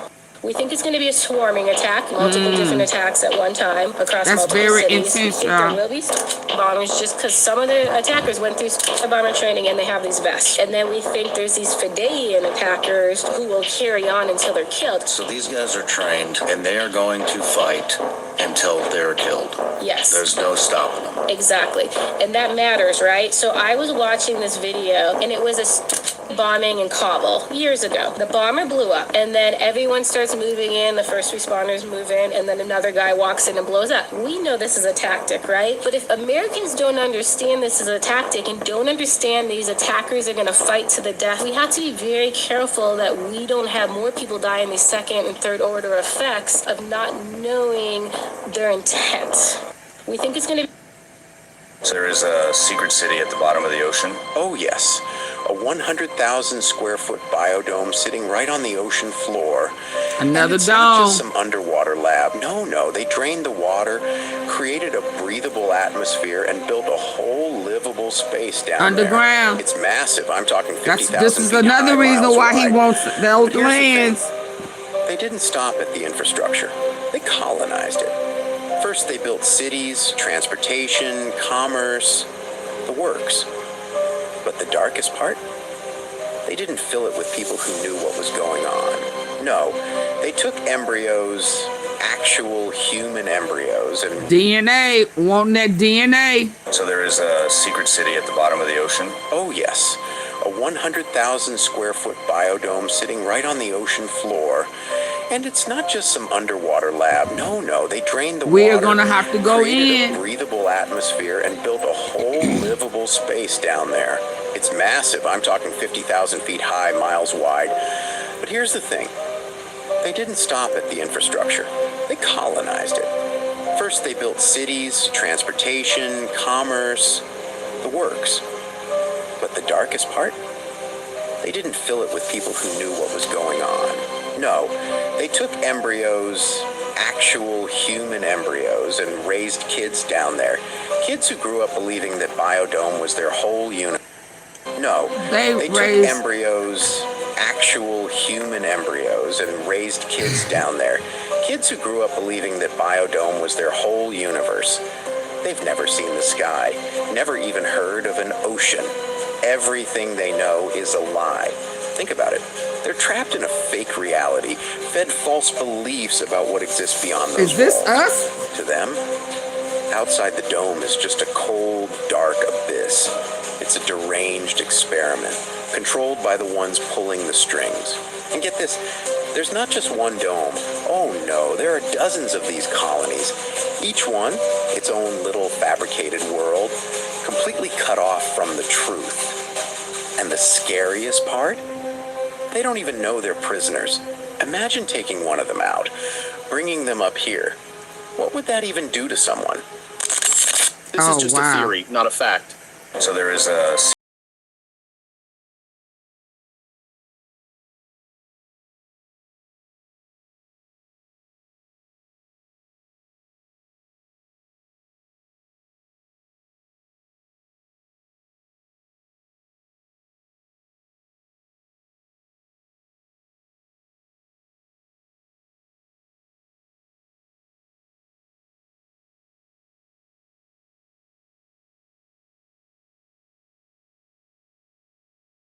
You see finished videos. The risk of escalation because of Trump's idiocy is very severe. I don't have any confidence whatsoever that they have a plan, a strategy, even very clear goals for what they want to do next. One more point, Anderson. Karg Island is not even in the Strait of Hormuz. The risk of escalation. So why you even over there? So you're saying none of us are actually from Earth? Not the Earth? Yeah, let me, yeah, when they... And the reason why Netanyahu offered Charlie $150 million is because that was a number that if Charlie says no to that number, then the chance of Charlie turning on Israel was high. Right. And Netanyahu knew that. I think that Charlie got himself into something that he probably didn't understand. He liked the fame. He liked being close to the president. He liked being in the president's orbit like they offered you to do. And the reason why Netanyahu offered his Charlie chosen $150 advisor million is because that was a number that if Charlie says no to that number, then the chance of Charlie turning on Israel was high. And Netanyahu knew that. I think that Charlie got himself into something. As well as the $100 million, as well as when he said, come talk to me. And Charlie said no. He said no to the devil. So I can no longer lure you with money. I can't pull you deeper in. I mean, I thought I had you. Now you're pulling back. You're questioning Trump. Trump told me what you said. You know he works for me, don't you? He's already sold his soul. Well, let me offer you $100 million. And Charlie said, I want out. I don't want to do this anymore. So you know that's not how it goes, Charlie. You sold your soul when we got you to say things that was against God's will. You said you was a true believer, a devout Christian. But you said this and you said that and you said empathy was a made-up word and that black people, his chosen people, you do know that they are God's true chosen. You said that they were this and they were that and civil rights was a mistake and yeah, you was going against God. How can you say that you was one of God's chosen, that you was devout and you said such words to crowds of people that was denouncing God? I thought God was empathy. I thought he gave his life. I thought he said in his word, he says, take care of the, he didn't say immigrants, he said foreigners. Everything that you've been saying, Charlie, was opposite of God. You are one of us. You said it out of your own mouth. Charlie said, no, that was only supposed to be a political campaign. And no, you can't say those things and blame it on politics. Charlie, you know that. I mean, you know that, Charlie. You say you're a devout Christian. You know you can't compromise your relationship with God and say it's because of this. So that means that you're putting politics over God. You choose politics over God. You know that that's what you're saying, Charlie. Come on. You know you're one of us. Take this $100 million. Accept it. Accept this. It's kind of like God's blessing. I know what it says, that it's easier for a rich man, yeah, to squeeze through an eye of a needle than to enter into the kingdom of heaven. Well, look at this $100 million as a gift for not being able to squeeze through the eye of the needle. Charlie said no. I've asked God to forgive me for even playing this game. Oh yeah, so I just needed to take the us, reason why take us Netanyahu in offered there. Charlie $150 million is because that was a number that if Charlie, and the reason why Netanyahu offered Charlie $150 million is because that was a number that if Charlie says no to that number, then the chance of Charlie turning on Israel was high. And Netanyahu knew that. I think that Charlie got himself into something that he probably didn't understand. He liked the fame. He liked being close to the president. He liked being in the president's orbit like they offered you to do. I mean, I think he wanted to participate as a viable candidate. Yeah, Bibi offered him that. Yeah, and I do think and that then tried to get him to go to Israel. Come talk to me. Come and talk to me. At the White House. And this Charlie year, said no. He really got to see from firsthand experience, you know, what it's like up there, who Donald Trump is, how beholden $230 million Donald Trump is to AIPAC. There's two different sides of Jews politically. Now remember, Miriam, somebody gave Trump that same $100 million. And he went from, what was he, Presbyterian, whatever he was, to I'm not Christian. See, the money, Trump took that money. He took that same $100 million.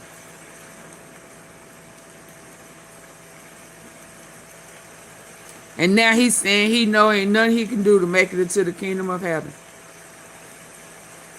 Charlie turned that $100 million down for a chance to make it into heaven. My.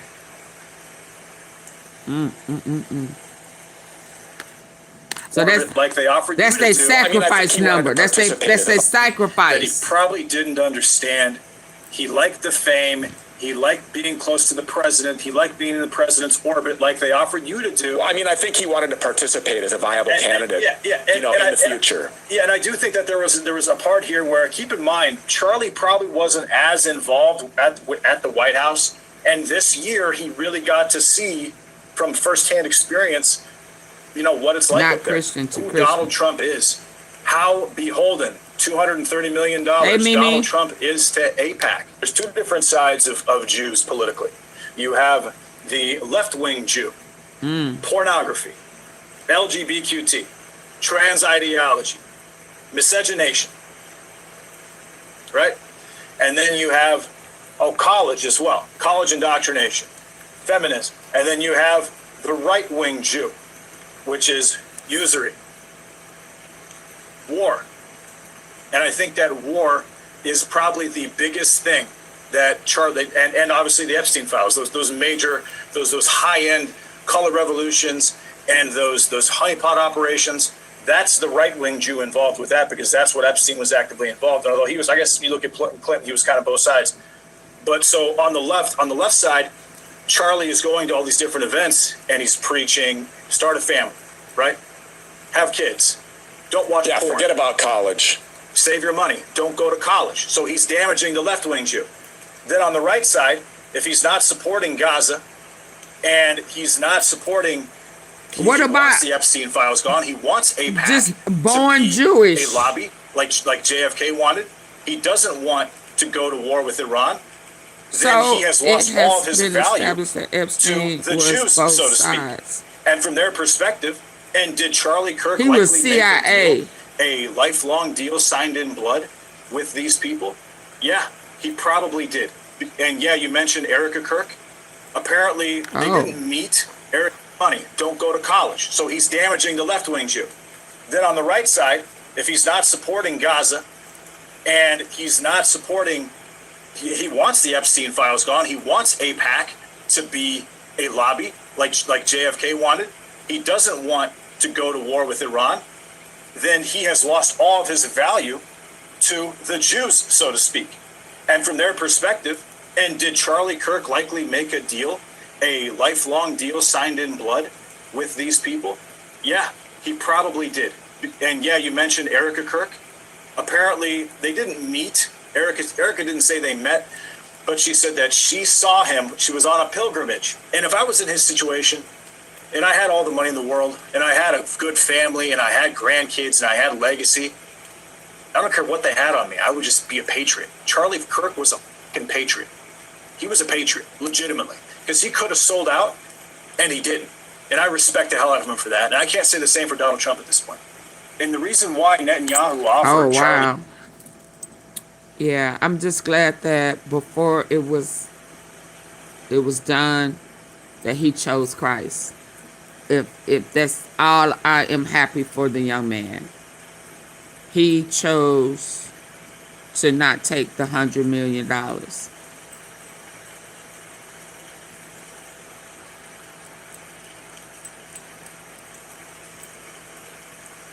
And may he rest in peace.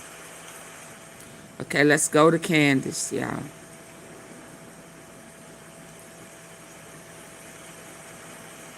Oh, Bibi. $150 million. I don't think he alive. Is because that was a number that if... I think Bibi Netanyahu is gone. And I think, like the other guy that talks, he said that he think he has a... I don't know what it is, like a fake skin mask on his head. I think he was taken out when his underground bunker was taken out, when he was having that meeting with the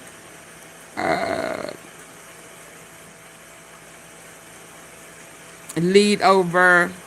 Yeah, he has a clone. That coffee shop guy wasn't him.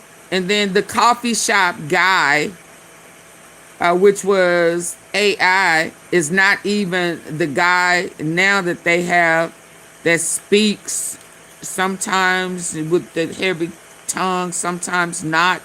And it seemed like his hand, he gets a charge from his hand. So I believe that they're going to do what they planned was to do. What's his name? Bibi Netanyahu, how they did Biden. And we are never supposed to know that Biden has been replaced. But the problem with them in Israel is they have put 2 replacements. You know, they had a intern, I think the guy now is considered an interim. They had a temporary military guy, the guy that was head of the military. And then they got an interim. Well, why would you need to have the replacements if he was alive? And then on the 15th, remember that was the day that they was going to announce it. They announced it, and then they came back with the guy at the coffee shop. That definitely was not him. So, no, a clone.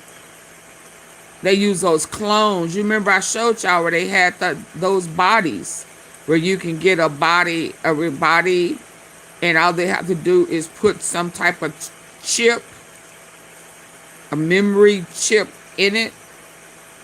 No, they say Trump has about 7 clones. One of them is a reptilian. Like Dolly the sheep. Yep.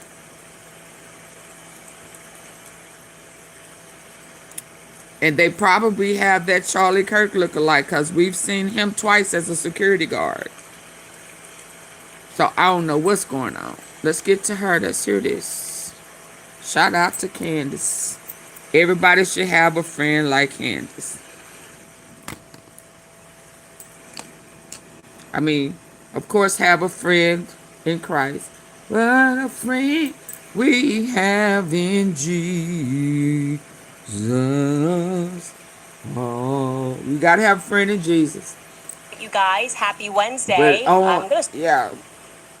And, you know, next to that, you need to have somebody on earth that's gonna be ride or die and ain't gonna fall for anything they tell them.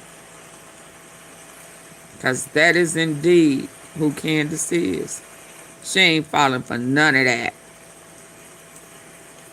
And I respect the fact that she didn't turn on Erica when it was obvious that someone right. She was like, no, I haven't seen anything yet.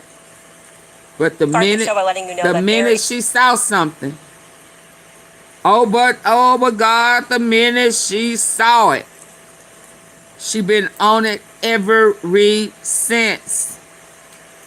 No let up. So shout out to her. He was like a little brother to her. Can I get y'all to hit the like button, please, y'all? All right, you guys, happy Wednesday. I'm going to start the show by letting you know that there is a friendship that you need to know about. A very close friendship, one that has spanned across decades. The friendship goes back to 1976. That's very sweet, actually. I don't know many people that can say they've been friends with someone for over 50 years, but these two men can. They go way back to Boston, where the two of them worked together. I mean, these two men, some might say, are ride or die. Maybe even an emphasis on the die. Oh, wow. Do you guys know who I'm referring to? Hey, Denise. Don't worry, because I'm about to tell you. Welcome back to Candace.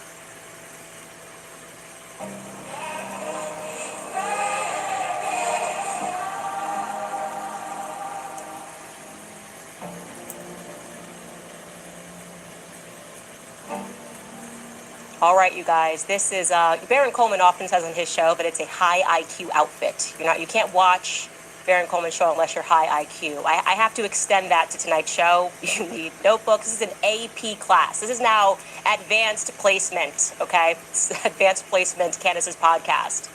So one of the things that I have been perpetually haunted by, and I've explained this to you many times, is that final phone call that Charlie had with Bibi Netanyahu. The one that took place in the Hamptons, the one that nobody, while they were authoring these long-winded tweets explaining that we didn't do nothing, tweets that were overseen by lawyers and PR agents, no one wanted to address Bibi Netanyahu's call. Charlie described it, as I told you, as an intervention over the topic of Israel. Bibi offered, as I said, to take Turning Point to the next level. And what troubles me is not knowing the answer in exchange for what?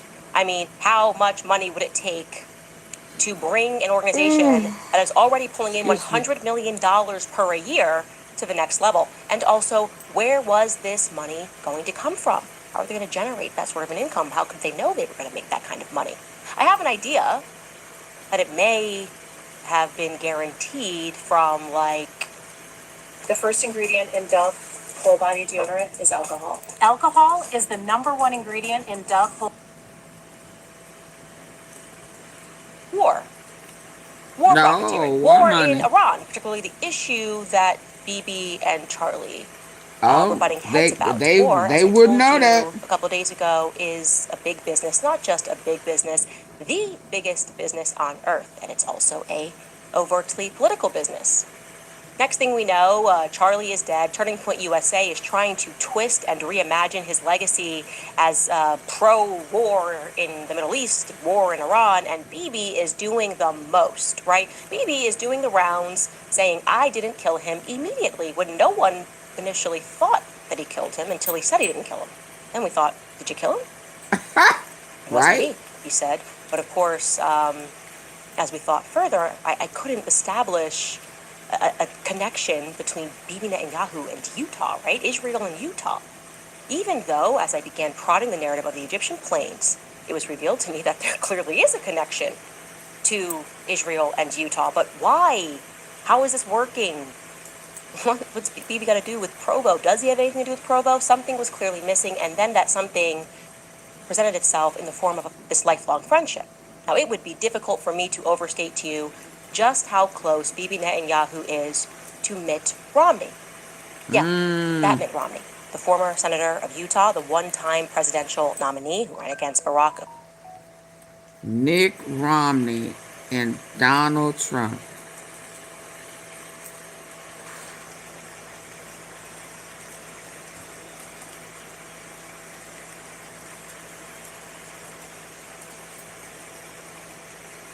Now, were anybody expecting that? Obama, the co-founder and the former CEO of Bain Capital.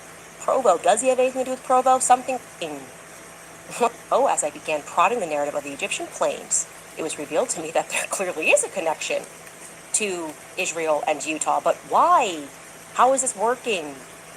What's Bibi got to do with Provo? Does he have anything to do with Provo? Something was clearly missing, and then that something presented itself in the form of this lifelong friendship. Gosh, Now, it would wow. be difficult for me to overstate to you just how close Bibi Netanyahu is to Mitt Romney. Yeah, that Mitt Romney, the former senator of Utah, the one-time presidential nominee who ran against Barack Obama, the co-founder and the former CEO. They had a of plan the back then, Capitol. y'all. I mean, frankly, if I wanted to, I could do an entire series on his 50-year... So they had a plan back then. He didn't win.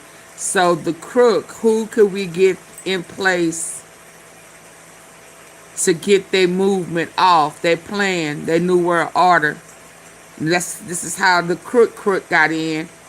And the second term that he thought he was going to have, that was supposed to be a shoe-in, wasn't. He then started the insurrection, saying that he wasn't going to leave. You know, he had, because I always say, oh, he had business he had to take care of. Yeah. And then in between that, he get 34 felony convictions, and he still gets in because he had a job to do. They had a plan. Got it. Friendship with Bibi Netanyahu, their intense political support for one another, counseling to one another, a friendship which began, like I told you, back in 1976, when they were both working for the Boston Consulting Group. I mean, look, I'll just show you this quickly. This article in the New York Times back in 2012 says a friendship dating to 1976 resonates in 2012, and that is about, and it goes in, and you should read it, about their remarkable friendship. Now, let's just keep that there. I want you to park that in the back of your mind. Romneys are a very powerful family in Utah. And I want you to park that information in the back of your mind, A, because I just can't believe I forgot it. It was somewhere, somewhere in a database, but it just kind of evaded me for a bit. But as we go forward, this information is going to become increasingly relevant as we revisit various aspects regarding certain individuals on September 10th that we had mentioned. Let's at first go back to the hospital, okay? I'm told actually it's pronounced Timpanogos, okay? Timpanogos Hospital.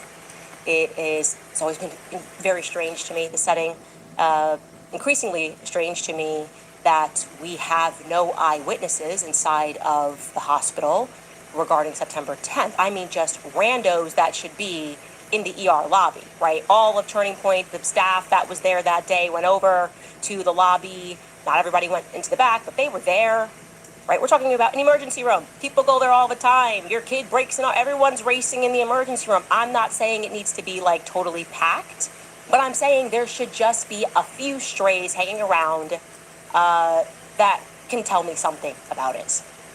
And as I reflect 6 months later, it's almost as if the emergency room had been completely cleared for Turning Point USA. We'll never know, of course, because when Kash Patel arrived, he had the FBI immediately seize the footage from inside the hospital. What a bizarre priority, right? Makes no sense. You got a manhunt in the midst of a manhunt. Why would you in the back? But they were there. Right, we're talking about an emergency room. People go there all the time. Your kid breaks in, everyone's racing in the emergency room. I'm not saying it needs to be like totally packed, but I'm saying Lawrence, there should just be a few strays hanging around that can tell me something about it. And as I reflect 6 months later, it's almost as if the emergency room had been completely cleared for Turning Point USA. I get a cake. We'll never know, of course, because when Kash Patel arrived, he had the FBI immediately seized the footage from inside the hospital. What a bizarre priority, right? Makes no sense. You got a manhunt in the midst of a manhunt. Why would you grab footage of where Charlie was brought inside? I think if I was on Tyler Robinson's defense, I would probably want that footage. Yeah, I'd say you have that. I'd like to see it. Anyway, journalist Elizabeth Lane, that's the one who has been positing that Erica Kirk is a psychopath. She did another long post the other day on X, and she was actually a journalist that was on the ground that day. She went to Utah Valley Hospital, and she sent her colleague over to Timpanogos, and they were just staging outside, waiting for something to happen. And she was sort of remarking about how odd it was that they had locked down both hospitals, something that I brought up to you, right? They locked down both hospitals. The excuse that was given to the public was because the shooter was going from hospital to hospital looking for Charlie Kirk. But you know what? That's never actually been clarified. Who exactly were they referring to? What we do know is that shortly after that came over, Robert, CP, I like going from hospital to hospital, this young lady. You're listening to they Candace. moved to detain She has good insight. a young Absolutely. man named Zachariah Well, see, Qureshi. she used to be in the cult. She used to be in the cult with Trump and Bibi Netanyahu. So yes, she is politically astute. She knows Bibi Netanyahu personally. Eric, I think it was Don Jr. She knew him first with Charlie Kirk. They go way back. She pulled out of the cult. She got fired for speaking against the pro-Israel movement. Charlie pulled away from her. And before it was over, he had began to question the spiritual truth, the biblical truth. And that's when he started pulling away from Bibi Netanyahu. So yes, she's very politically astute. The back, but they were there, right? We're talking about an emergency room. People go there all the time. Your kid breaks in, everyone's racing in the emergency room. I'm not saying it needs to be like totally packed, but I'm saying there should just be a few strays hanging around that can tell me something about it. And as I reflect 6 months later, it's almost as if the emergency room had been completely cleared for Turning Point USA. We'll never know, of course, because when Kash Patel arrived, he had the FBI immediately seize the footage from inside the hospital. What a bizarre priority, right? Makes no sense. You got a manhunt, you're in the midst of a manhunt. Why would you grab footage of where Charlie was brought inside? I think if I was on Tyler Robinson's defense, I would probably want that footage. Yeah, I'd say you have that. I'd like to see it. Anyway, journalist Elizabeth Lane, that's the one who has been positing that Erica Kirk is a psychopath. She did another long post the other day on X, and she was actually a journalist that was on the ground that day. She went to Utah Valley Hospital, and she sent her colleague over to Timpanogos, and they were just staging outside, waiting for something to happen. And she was sort of remarking about how odd it was that they had locked down both hospitals, something that I brought up to you, right? They locked down both hospitals. Wow. The excuse that was given to the public was because the shooter was going from hospital to hospital looking for Charlie Kirk. But you know what? That's never actually been clarified. Who exactly were they referring to? What we do know is that shortly after that came over, in the police scanner, this might be going from hospital to hospital, they moved to detain a young man named Zachariah Qureshi. We almost forget, but it was after Zachariah was detained that Kash Patel rather gloriously issued a tweet which effectively ended the manhunt prematurely. In many ways, we should start to think of Zachariah Qureshi as decoy boy number 2. Okay, first it was George Zinn, jumped up and down immediately and said, I did it, I did it. He would later tell people at Utah Valley, where he was being treated, that he was paid to do that. Wonder if the FBI is interested in that tidbit that I have said on the show. And I'm telling you that's what happened.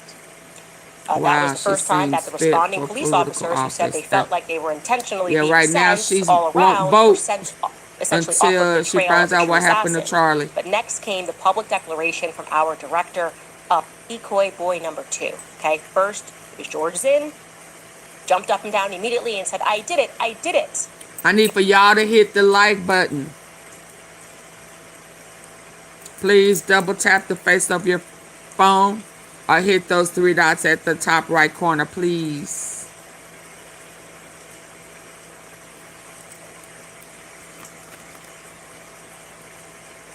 Come on, y'all. Ain't nobody hit the like button.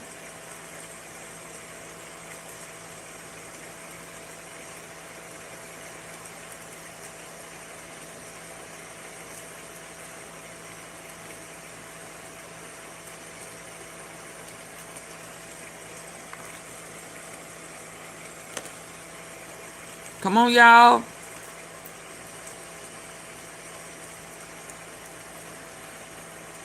It stinks like a setup. Absolutely, Joe. Murder for hire. Hi, Grumpy. Hey, Grumpy Knuckles. That's cute. After that came over in the police scanner, oh, this might be going from hospital to hospital, they moved to detain a young man named Zachariah Qureshi. We almost forget. But it was after Zachariah was detained that Kash Patel rather gloriously issued a tweet which effectively ended the manhunt prematurely. In many ways, we should start to think of Zachariah Qureshi as decoy boy number 2. Okay, first it was George Zinn, jumped up and down immediately and said, I did it, I did it. He would later tell people at Utah Valley, where he was being treated, that he was paid to do that. Wonder if the FBI is interested in that tidbit that I have said on the show. And I'm telling you that's what happened. That was the first time that the responding police officers who said they felt like they were intentionally being sent all around were sent essentially off of the trail of the true assassin. But next came the public declaration from our director of the FBI, which held a lot more weight, claiming officially that they had the guy. He wrote this at 4:21 p.m. Mountain Standard, so almost exactly 4 hours to the minute that Charlie was shot. Kash Patel authored this tweet. The subject for the horrific shooting today that took the life of Charlie Kirk is now in custody. Thank you to the local and state authorities in Utah for your partnership with the FBI. We will provide updates when able. Okay, well, you imagine if you are a responding police officer and you see that the director of FBI has tweeted that, you just stop looking. Yeah. That looks shady, you don't care, doesn't matter. I guess it's over. We got him. Great news. And that's how it stayed for an hour and a half. Kash Patel's mistake provided the true assassin or the assassins an hour and a half buffer to get away. Police wrapping up. No reason to continue looking, right? Until finally at 5:59 p.m., he clarified, he announced on X that, oh, never mind, here's what he said. The subject in custody has been released after an interrogation by law enforcement. Our investigation continues, and we will continue to release information in interest of transparency. Well done, Kash. Well done.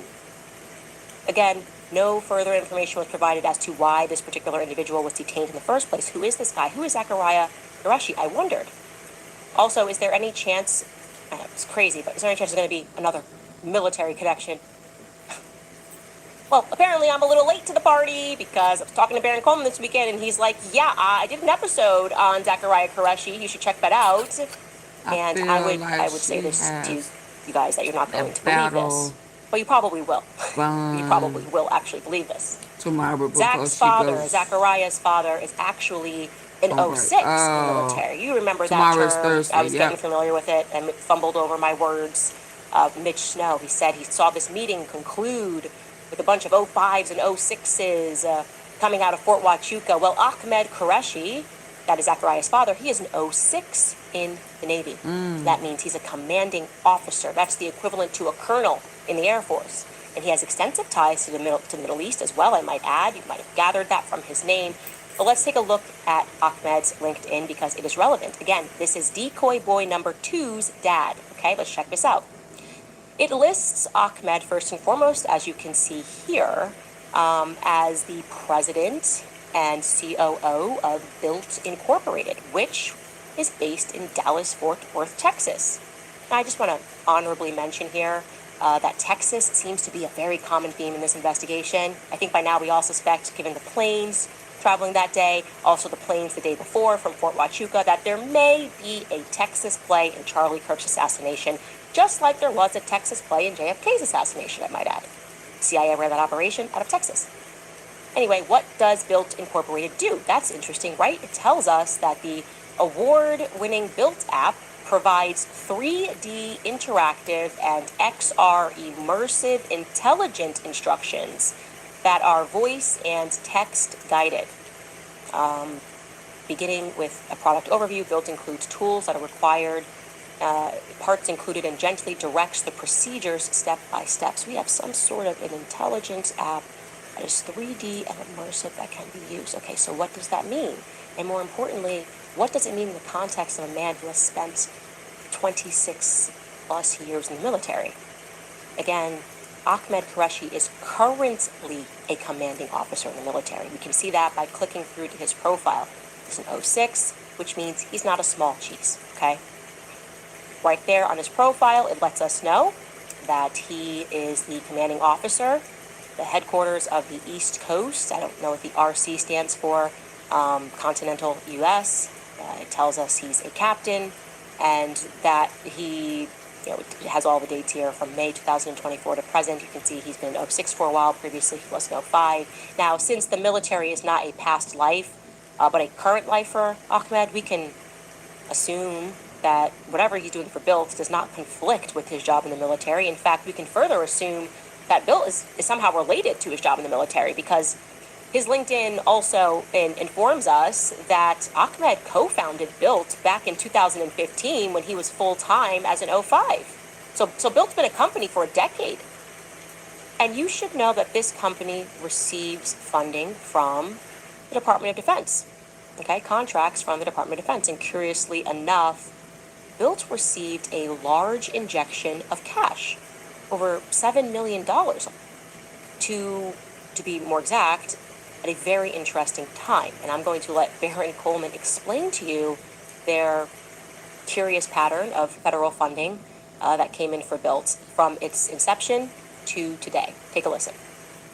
This is the company that Zachariah Qureshi's father works for. This is Bilt. I'm getting this directly off of USA Spending, right? USA Spending has all the federal expenditures that they can legally put up here, or on here. The contract.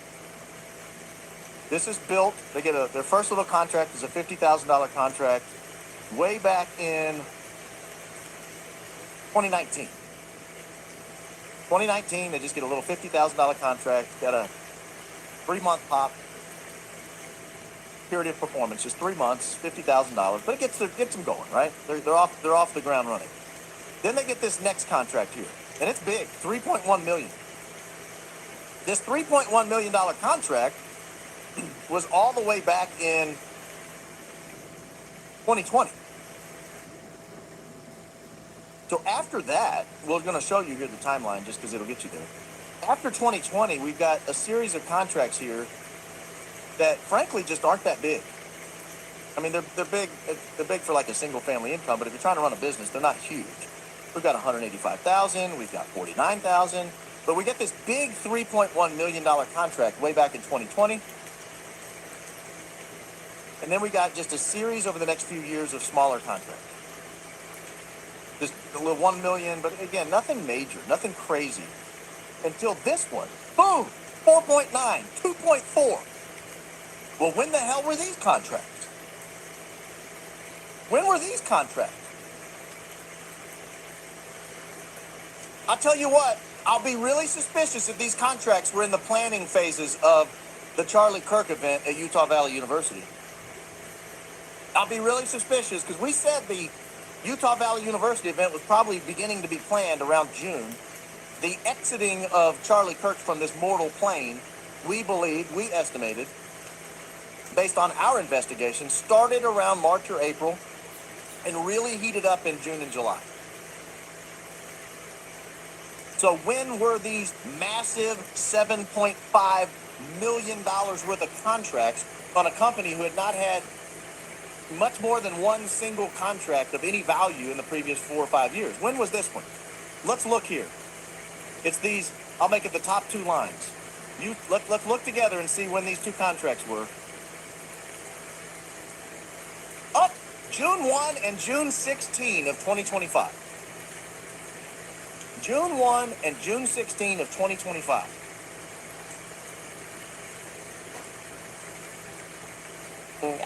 And also the top one as well. I can show you here on the website that the Bilt was awarded that money from the Department of Defense, particularly from the Air Force. The majority came in from the Air Force, $7.4 million from the Air Force and just under $250,000 from the Navy, bringing the total actually closer to $8 million that came in to them in June of this year. And It's about to get even more interesting. This is me building on what Barron researched, and I wish I had seen this earlier. Because Ahmed, remember, Zachariah's dad, he's listed as a co-founder of Built. Who did he co-found this with? Who's his business partner? Who's the other half of this intelligence app that got a nice injection of cash from the Air Force in June? That would be a man named Nathan Henderson. And don't worry, guys, I, of course, will have a graphic for you at the end so you can screenshot and save it and study it, and it will look really clean because it's very significant that you know these names. Because when I learned that Nathan Henderson was the co-founder, I suddenly realized that there was a weird crossover. Because I had looked into Zachariah Qureshi, and I remembered the name Nathan Henderson living in the same house as him. Like, they were all living in the same house down in Keller, Texas. Both the Henderson family and the Qureshi family. Now, it's possible the business owned the company, vacation rent, I don't know. They do live in Texas. It's also possible maybe the Hendersons sold the house to the Qureshis or vice versa, but what is not up for debate is that both families were living in the same house down in Keller, Texas. And that Nathan Henderson, the co-founder, is married to a woman named Gina Romney. Okay? Gina Romney Henderson is relevant because she too works at the Built Corporation. She's the vice president of their user experience. You can see that here on her LinkedIn. And they also have a son, a young man named Connor Henderson. Connor went to the same school at the same time as Zachariah Qureshi, so their sons go to school together. To put it to you another way, the co-founders of the Built company, who lived in the same house and work at the same place, also sent their sons to the same school at the same time, BYU. Okay? They graduated within a year of one another. And their sons both interned at the Built company. Now, my suspicion is that Connor and Zachariah probably know each other, and you're never going to guess where Connor was working this summer, right? Connor had been working as an emergency room department scribe. I can confirm. Go ahead. Timpanogos emergency room. Okay, now, in case you are unaware of what an emergency room scribe does, they are essentially the physician's personal assistant in charge of taking notes and handling the charting and clerical work for the doctors in that emergency setting. That was Connor's job from 2024 until, and that's only because LinkedIn is to be believed, just before Charlie's assassination, or maybe even just after Charlie's assassination. I'm wondering if he actually quit on September 10th. I'm wondering if he was working beneath Dr. Lee Trotter. It's a lead that should be pursued. Anyway, it's time to show you guys a nice clean chart. Since we are pulling together a lot of new names, it will help you visually see these connections to the Built Corporation, Built Incorporated, pardon. So you can see this. Also, I should mention Gina Romney also went to BYU. BYU keeps coming up, and I'm about to drop some bombshells for you about BYU's connection to Israel in particular. Anyways, do you know what regarding Miss Gina Romney? I'm gonna have to back it up a little bit. The third time in this investigation that the Romney name has come up. Nick the co-founder. I suddenly realized that there was a weird crossover because I had looked into Zachariah Qureshi, and I remembered the name Nathan Henderson living in the same house as him. Like, they were all living in the same house down in Keller, Texas. Both the Henderson family and the Department of Defense. Okay, contracts from the Department of Defense. And curiously enough, Built received a large injection of cash, over $7 million.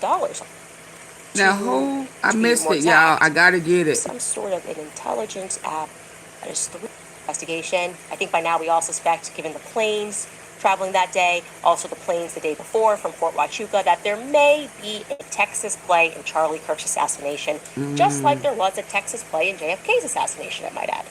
CIA ran that operation out of Texas.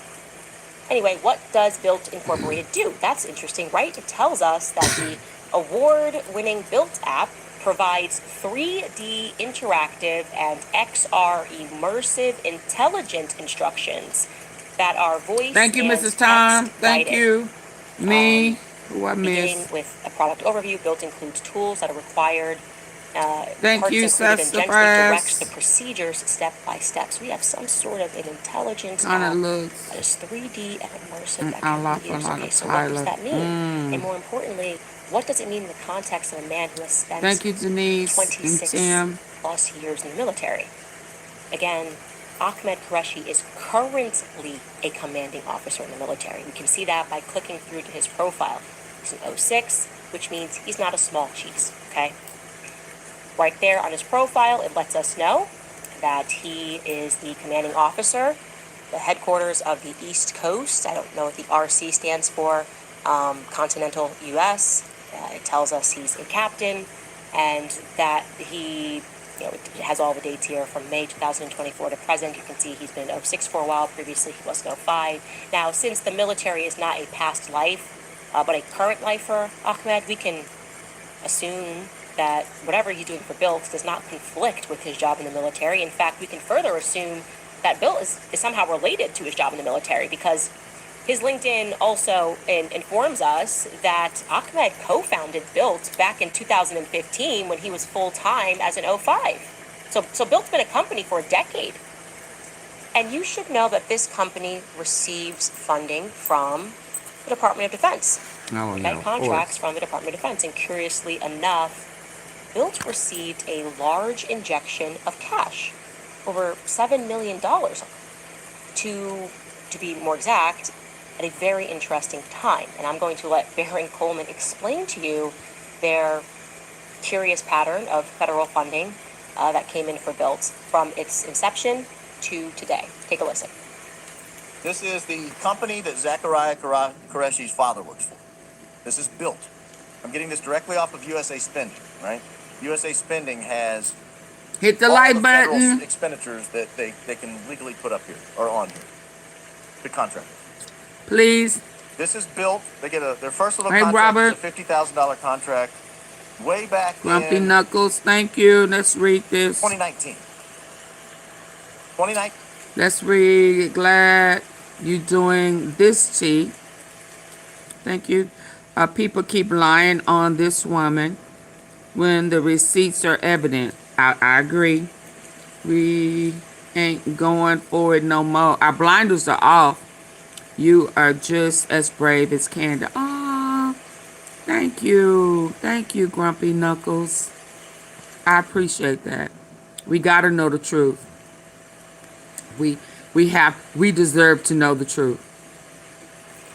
So thank you so very much. And I agree about this young lady right here. They just get a little $50,000 contract, got a 3-month pop period of performance, just 3 months, $50,000, but it gets them going, right? They're off the ground running.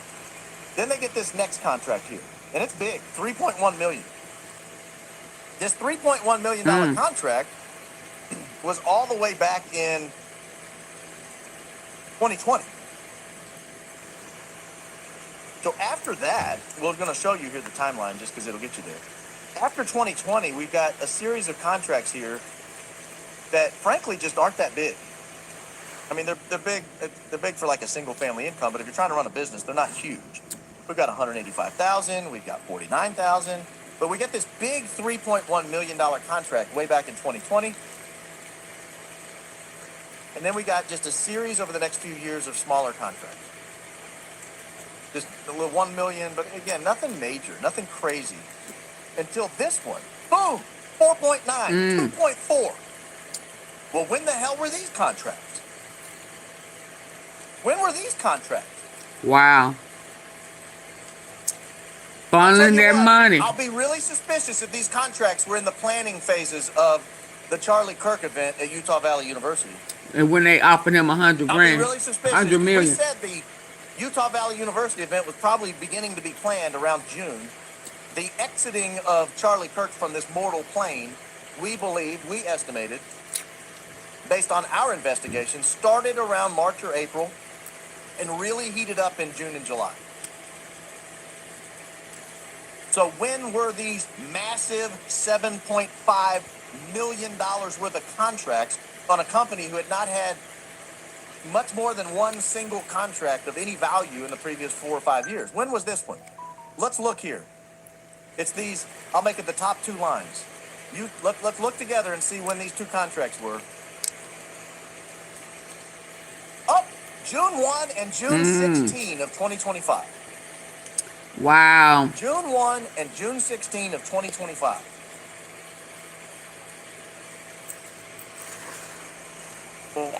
And also the top one as well. I can show you here on the website that the BILT was awarded that money from the Department of Defense, particularly from the Air Force. The majority came in from the Air Force, $7.4 million from the Air Force and just under $250,000 from the Navy, bringing the total actually closer to $8 million that came in to them in June of this year. And it's about to get even more interesting. This is me building on what Barron researched, and I wish I had seen this earlier, because Ahmed, remember, Zachariah's dad, he's listed as a co-founder of those. Who did he co-found this with? Who's his business partner? Who's the other half of this intelligence app that got a nice injection of cash from the Air Force in June? That would be a man named Nathan Henderson. And don't worry, guys, I, of course, will have a graphic for you at the end so you can screenshot and save it and study it, and it'll look really clean because it's very significant that you know these names. Because when I learned that Nathan Henderson was the co-founder, I suddenly realized that there was a weird crossover. Because I had looked into Zachariah Qureshi, and I remembered the name Nathan Henderson living in the same house as him. Like, they were all living in the same house down in Keller, Texas. Both the Henderson family and the Qureshi family. Now, it's possible the business owned the company, vacation rental, I don't know. They do live in Texas. It's also possible maybe the Hendersons sold the house to the Qureshis or vice versa, but what is not up for debate is that both families were living in the same house down in Keller, Texas. And that Nathan Henderson, the co-founder, is married to a woman named Gina Romney. Okay? Gina Romney Henderson is relevant because she too works at the BILT Corporation. She's the vice president of their user experience. You can see that here on her LinkedIn. And they also have a son, a young man named Connor Henderson. Connor went to the same school at the same time as Zachariah Qureshi's. So their sons. He do look like Tyler Robinson. Do he favor to everybody else, or is it just me? And who was it that mentioned it?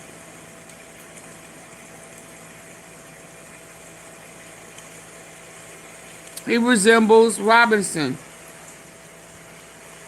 So could he have been the boy that was walking up them steps at Utah University?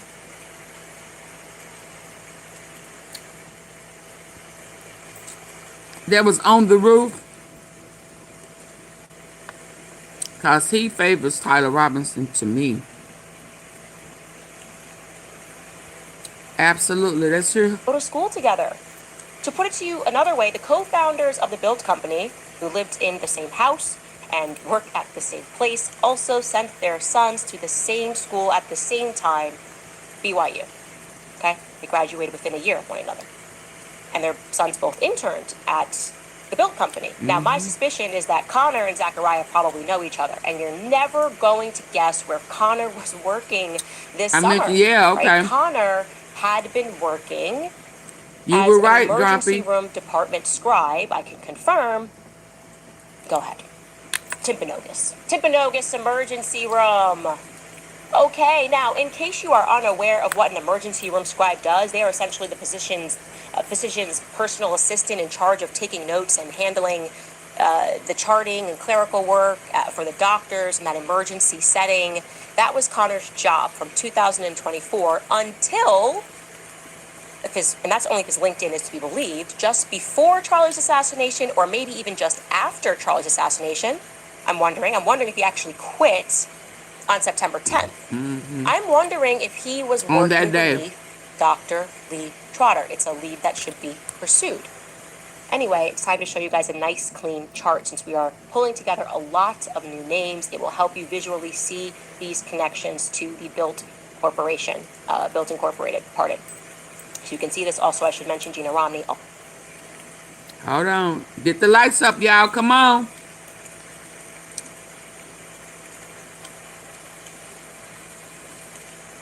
Nathan.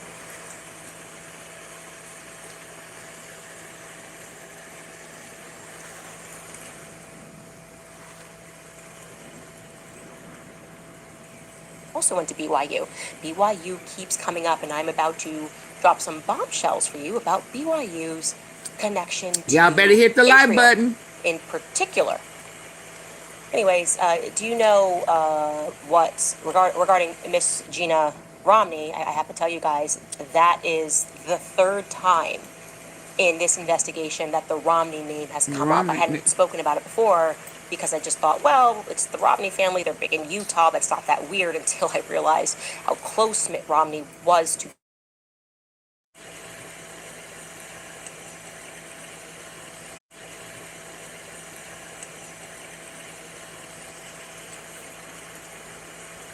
Get the lights up, y'all.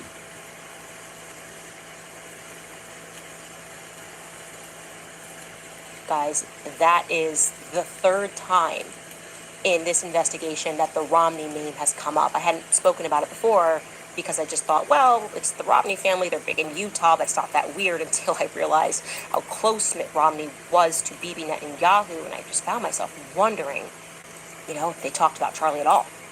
After he was really frustrated with Charlie over the Iran war, I found myself wondering.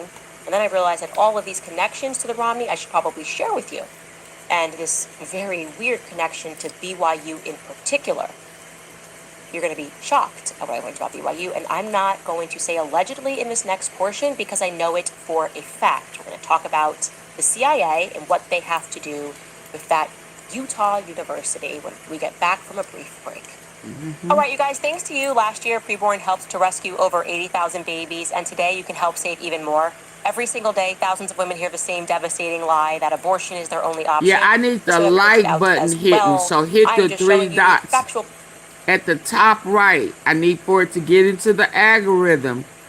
I appreciate everything that you're doing, but I need for y'all to double tap the face of your phone device if that's how you're listening in, or hit those 3 dots at the top right corner. Unfortunately, I can't move until I get the likes up.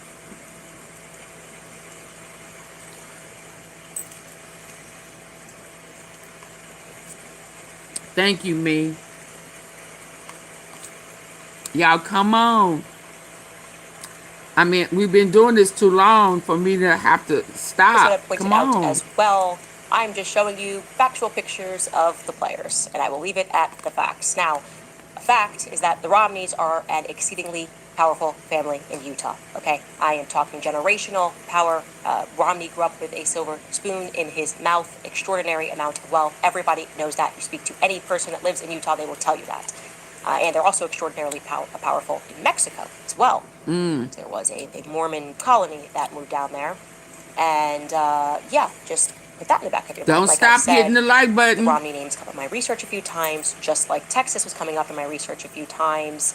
And so we have the Koreshis, the Hendersons that are coming out of Texas. Our planes are coming out of Texas. So did, I should mention, and here's where it gets interesting, our brand spanking new CEO of Timpanogos. Don't think I forgot about Andrew Zenger. Remember, he was appointed the CEO of Timpanogos just ahead of Charlie's assassination. It was August 19th. And curiously enough, before that, he was down in Texas. He'd previously been working down in McKinney, Texas, as the COO of Medical City, which is north of Dallas. Oh, that's everyone just... I know Texas is big, but man, yanked and brought back up there. Yeah, that's what they did. Just like I said, ahead of September 10th. Now, of course, Andrew Zenger, just like Koreshi and Henderson and our Gina Romney, he attended BYU. And it really made me wonder, like, what the heck goes on at BYU? And fortunately, someone told me. Again, I am not saying allegedly here. So, you can take this to the bank. BYU has direct ties to the CIA. They recruit directly from BYU. And I am saying this with 100% certainty. It is not a conspiracy. And what is even more odd is that they recruit specifically from BYU Jerusalem in Israel, which is exactly where Andrew Zenger attended school. He lived in Jerusalem, and I'm now going to tell you that BYU, the Jerusalem Center, this person told me, is where the elite of the Mormon culture, the cream of the pie, they get introduced to one another. It's where the elite Mormon youth are introduced to also the Knesset, okay? Hollywood culture, political culture, and where many of them are then approached in Jerusalem, Israel, by their teachers, who I should mention, the director of the program is Israeli, to work for the CIA.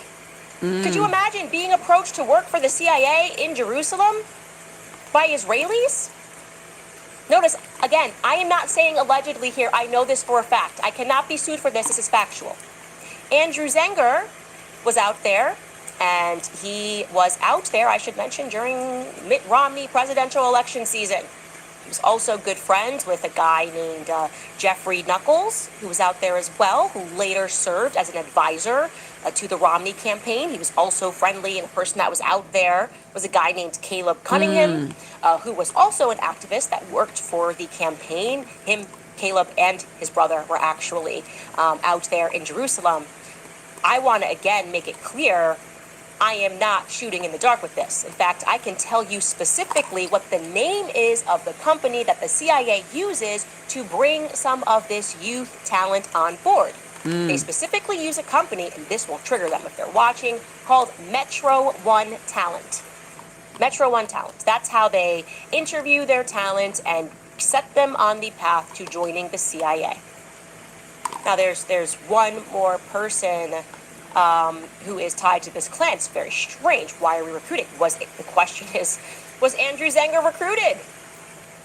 Okay, was Andrew Zenger recruited? I am telling you that his roommates were. He's got a roommate who did contract work, went on to do contract work for the CIA as well. For the CIA's Department of Education. I didn't even know the CIA had a Department of Education. I actually want to find that person's name, just so you understand. I have this as an absolute fact. What was this guy's name? They always switch it with his grandfather. I want to make sure, pull this guy's name up, who was Andrew Zenger's roommate, who went on to work for the CIA. Yes, Michael Sean Covey. That is correct. Sorry, Michael, to put you on blast, but yeah, he contracts with the CIA. It's very interesting. And he, I think, writes books. It's very interesting to tangle. So you're rooming together. Is it a fair question? Is it a fair question to ask if Andrew Zenger was like his roommates over in Jerusalem, recruited to work contractually for the CIA? It's interesting. Now, there is one more person who is tied to the Romney clan who also went to BYU, and we brought him up very early in the investigation. He was one of the first people that I put an APB out for, because he was bizarrely standing alongside Shane Lyman. Remember, we learned, like, Bill Lyman's whole family owned that block. You know, the cameras of people walking, they were all tied to Caldera Engineering, walking down the block. I don't even think that's Tyler Robinson. Looks to me much more like Lance. And Bill Lyman's nephew and or cousin, Bill Lyman says it's a cousin, Shaner says he's a nephew, but he and some friends uniquely traced the steps of the killer and showed people, this is the footprint, look, he was here. This was on our property that this happened. Let's see those Instagram posts to jog your memory. Remember, Robbie Hild. And I said, he looks, the guy all the way to the right there, looks way more to me like the build of the person coming up the stairs. That was the episode that we did. Yeah. Who are these people, we asked.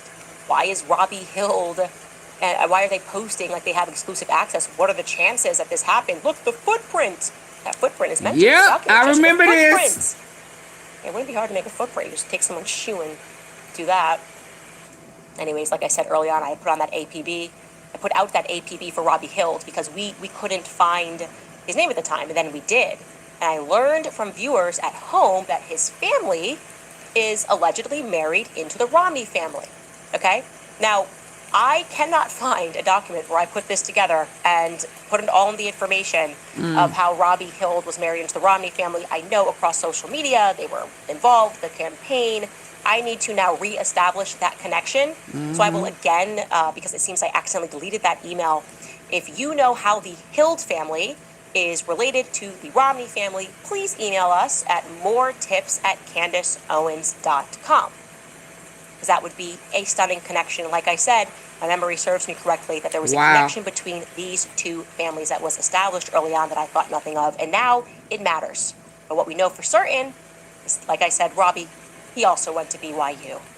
And he played lacrosse. He appears to have graduated around 2020. And I will leave it at that, but the investigation into Robbie Hild is now opened again. Now, I'm going to transition here because there's so much more that I have learned about how the CIA is paying these people, how they are approaching these people. You're not going to believe me, but the Sears company is also involved. And like I said, some people who are in the deep state are freaking out right now. They're freaking out because I've said Metro One Talent, I'm bringing up Sears, and I'm not saying allegedly. Like I said, I'm not saying allegedly. Someone has come forward with proof of that, and you can take all this information to the bank. But it's interesting that so many Romney campaign people during the time that his campaign was going on, this is like 2011 when Andrew Zanger's there, and you've got advisors and all these people, are stationed in Jerusalem. Was Bibi helping his friend? Yeah. He certainly supported his friend. 50 years. Like brothers, I imagine. Anyway, yesterday, to add, and this is going to be an ongoing investigation, this is part of the reason why we're going to do next week off. I told you we'll be have 6 weeks on and 1 week off because this stuff requires so much research and investigation, and the team just needs to rest and receive emails. But I do want to mention one more thing to you about this obvious patsy set up with Tyler Robinson. Yesterday, we had mentioned to you that the FBI is bringing back a flawed technique out of retirement in this sort of desperate bid to connect Tyler Robinson's weapon to the alleged bullet that was used to kill Charlie Kirk. I forgot to tell you, however, that when they first began that technique, you're never going to guess when they started that technique, which ended up being flawed and unscientific. Check out this headline in the Washington Post from 2007.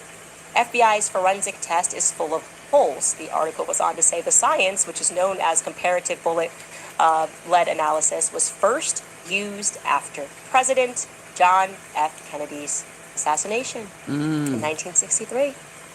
The technique used chemistry to link crime scene bullets to ones that were possessed by suspects on the theory that each batch of lead had a unique elemental makeup.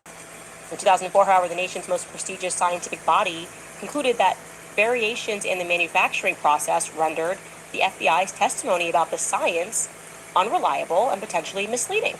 Specifically, the National Academy of Sciences said that decades of FBI statements to jurors linking a particular bullet to those found in a suspect's gun or cartridge box were so overstated that such testimony should be considered misleading under the federal rules of evidence. A year later, the Bureau abandoned the analysis. So the FBI came up with the rogue chemistry because they needed to match a bullet in the JFK case. Oh my gosh, it's just so amazing. It's amazing that they're bringing that back because Charlie is just lucky, I guess. Lucky that they're getting back into chemistry. Flawed technique. We're going to use it, don't worry. The ATF says it's inconclusive, which is the best they could do. But we needed to do this in 63. And we're going to do it again, and kind of maybe all the same players are involved because we all know who killed JFK. And it wasn't Lee Oswald Harvey. And flawed analysis, and we're going to keep speaking about that flawed analysis that the FBI is now going to try to use because it's ridiculous. They know Tyler Robinson didn't do it. Now, speaking of the last name Robinson, I should mention that Robinson is also a last name, and that's why we will be taking a week off next week. Is a last name that the Romney family is married into. Doesn't necessarily mean there is a tie. It's just interesting. Certainly the Hild family is married into the Robinsons as well. And so we need to become pretty much genealogists and trace everything and all of the Who was connections. the And last I certainly know Lady Hill. they know Tyler Robinson didn't do it. Now, speaking of the last name Robinson, I should mention that Robinson is also a last name, and that's why we will be taking a week off next week, is a last name that the Romney family is married into. Doesn't necessarily mean there is a tie. It's just interesting. Certainly the Hild family is married into the Robinsons as well. And so we need to become pretty much genealogists and trace everything and all of the connections. And I certainly know, I recall that the Farnsworth family, which also has a ton of the Farnsworth, Terrell Farnsworth, Take Down the Camera family, similarly was a part of sort of the Mormon tribe that went down to Chihuahua, Mexico, because polygamy was illegalized, and the backstory is legalized in the United States. And so they said, fine, we'll go start our own colony in Mexico, Chihuahua, Mexico. And that's where they went. And I know the Farnsworth family and the Romney family were part of the families that went down there. And so I need to do a lot of research now with a little more focus on these family ties that could potentially matter in a really big way. It really makes you wonder what, when I said that war is a massive industry and that Charlie stepped on people's toes who trade on war, who do real estate deals before the wars even start. When Charlie put his foot down and said to Trump, do not go to war with Iran, how many players were involved? How many private equity firms wanted Charlie gone? Again, that's a rhetorical question, but I'm interested, and this provides us with a new angle. And like I said, the Egyptian planes kept telling me the story that every time there was like a kerfluffle in Israel, a little war, people are bombing Israel, suddenly these Egyptian planes were carrying someone from Israel to Provo. Right. And my sense was, this is Bibi. This is Bibi hiding in Provo. But I was like, what? Who does Bibi know in Provo? Why would he be in Utah? Again, we will show you all of that. I've been very meticulous about this Egyptian plane spreadsheet, and now this is locking in. He's got a friend. He's got a friend in Utah. If it is Bibi, I'm not saying it is, but I'm saying there's a lot of evidence that these planes are in sync with the pattern of when there's bombing campaigns happening toward Israel. Got to get the number one guy out of there. You'd be pretty safe in Provo. They've got a whole underground city in Provo. More on that later. But I wanted to introduce these themes to you because I think they are stunning and I think they are relevant, and I do believe that they mean something. These ties mean something. They don't mean nothing, at least. We'll be right back after a brief break. All right, you guys, what if the reason that you are feeling off some days has to do with what's missing from your nutrition? Between work, family, and everything in between, it's not out. Special shout out goes to President Donald Trump, who today had their little Easter celebration. Erica Kirk was in attendance, and he told her he should sue people that are making fun of her because they're jealous of her. It's like how far they fall. How far they fall. He's like fully Jewish now, I think, like he's just like, it's all of the Israelis from making fun of her. Your feelings are hurt. They could talk about Candace. That's like, I think Ben Shapiro to that show.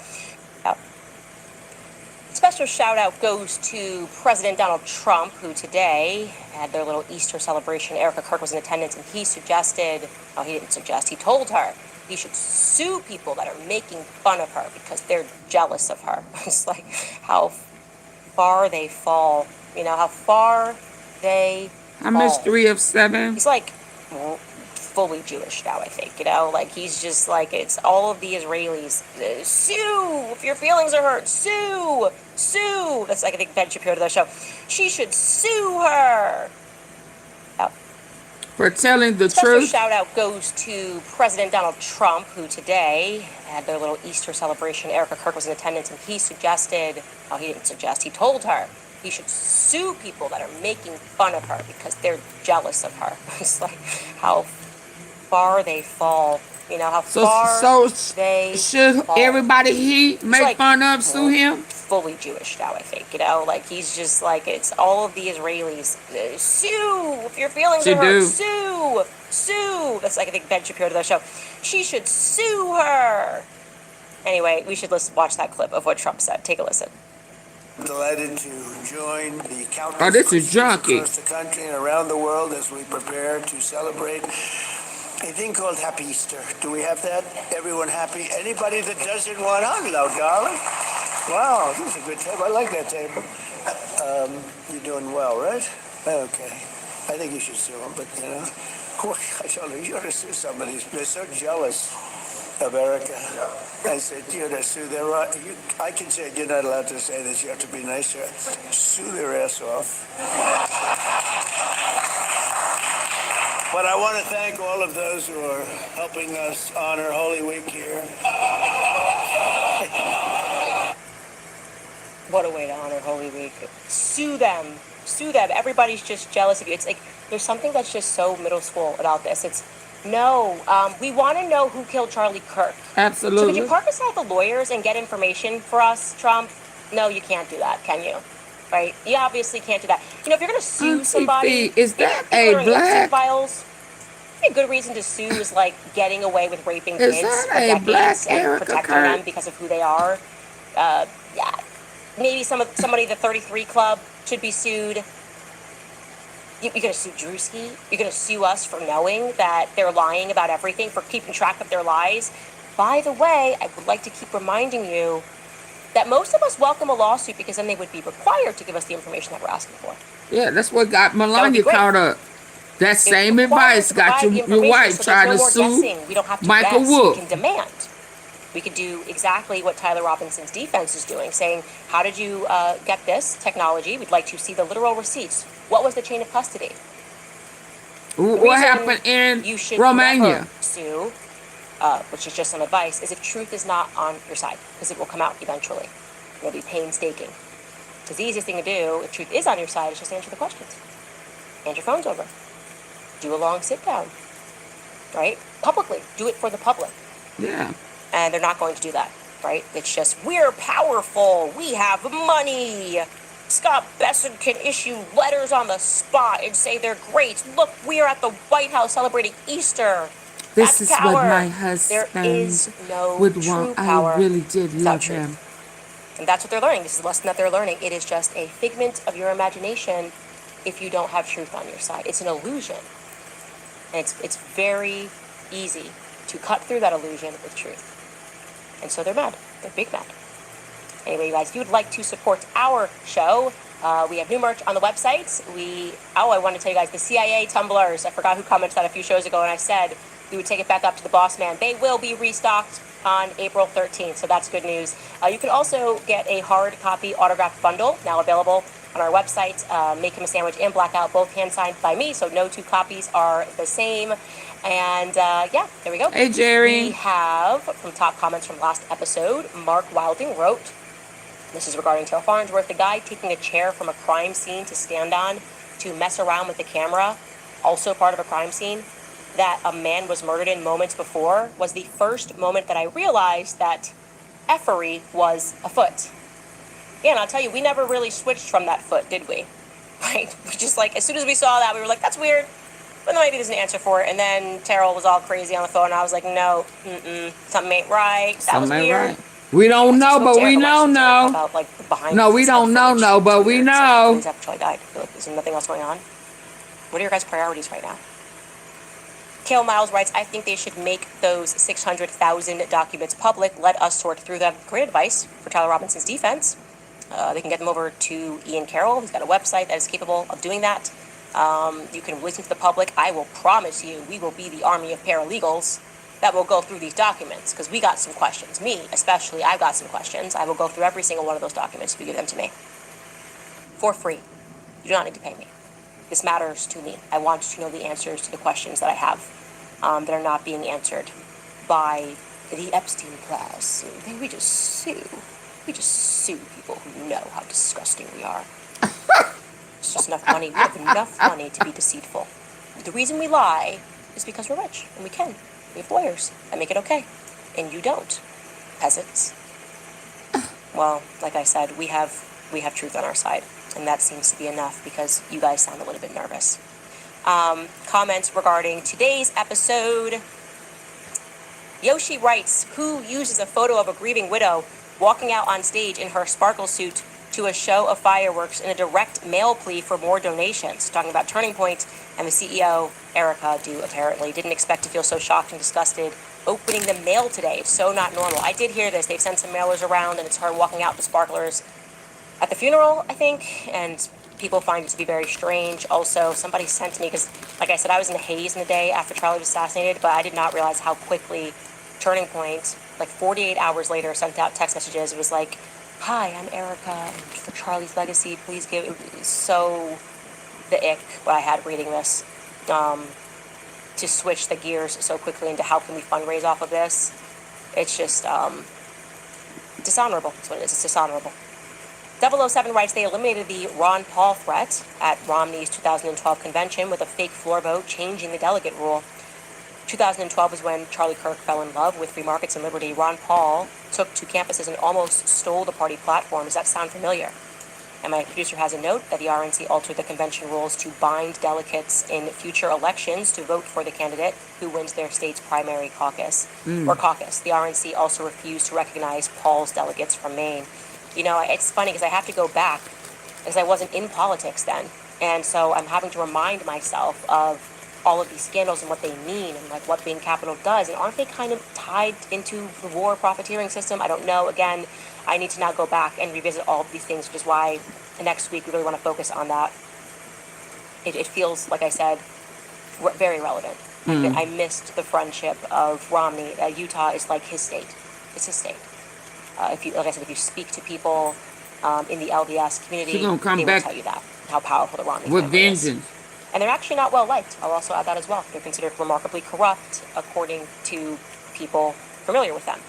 I'm not saying they are corrupt. I'm saying that they don't have a nice reputation, does not follow them, certainly. Beck Build writes, thank you, Candace, for all of your hard work. Thanks to your team, too. And on another topic, thanks for avoiding the F word. Could we ask Ian Carroll to lighten up on the F word?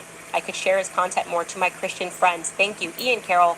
Please lighten up on the F word so that Beck Build can share his content more to his Christian friends. It's a good thing. You know, it's we're at the end of Lent here. Something you could give up. We should make, and he'll do a late Lent, which we can't really do, but I could make him give that up for a month. I'm going to text him and see how he feels about it, and we'll make him, like, do something if he slips up. We'll make him pay me. We'll sue him. We will sue Ian Carroll every time he says the F word. I think that's a good idea. Amara Ramusa writes, Dr. Stephen Jones, a physicist at BYU, published a study in 2009 proving advanced thermite-based explosives in abundance in the dust from Ground Zero on 9/11. BYU is divided. Yeah, I am certainly not saying that everyone who goes to BYU is in the CIA. I am saying they plucked from students, and their Hawaii campus, in particular, again, I'll have more information for you on this, they pull people out of the pool of Hawaii, and in Jerusalem in particular, they approach students, because they are the cream of the crop of the Mormon pie that go there, and they approach them about working for the CIA. And that can be in Hollywood, in movies, that can be in politics, but that actually happens, and that was happening when Andrew Zenger was over there. So it is a fair question to ask if Andrew Zenger works in some capacity or has worked with the CIA doing contract work for them. It's a fair question to ask, and I'm asking it. Libby Vargas writes, I joined the book club and I started at Chaos. The first episode gave me chills. It feels like your investigation started then. What you spoke is what you're living now.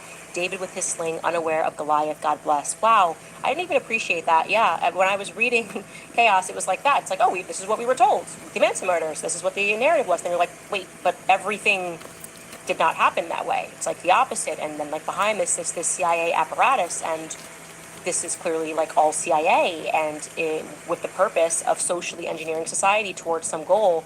And yeah, similarly here, what was the goal? To socially engineer us remarkably and ironically toward support for Israel. He died, his very last breath. Shabbat Shalom, I love Israel. He had just written me this letter about how much he loved Israel. He was just about to come. He spent his whole life fighting for Israel. Don't forget that.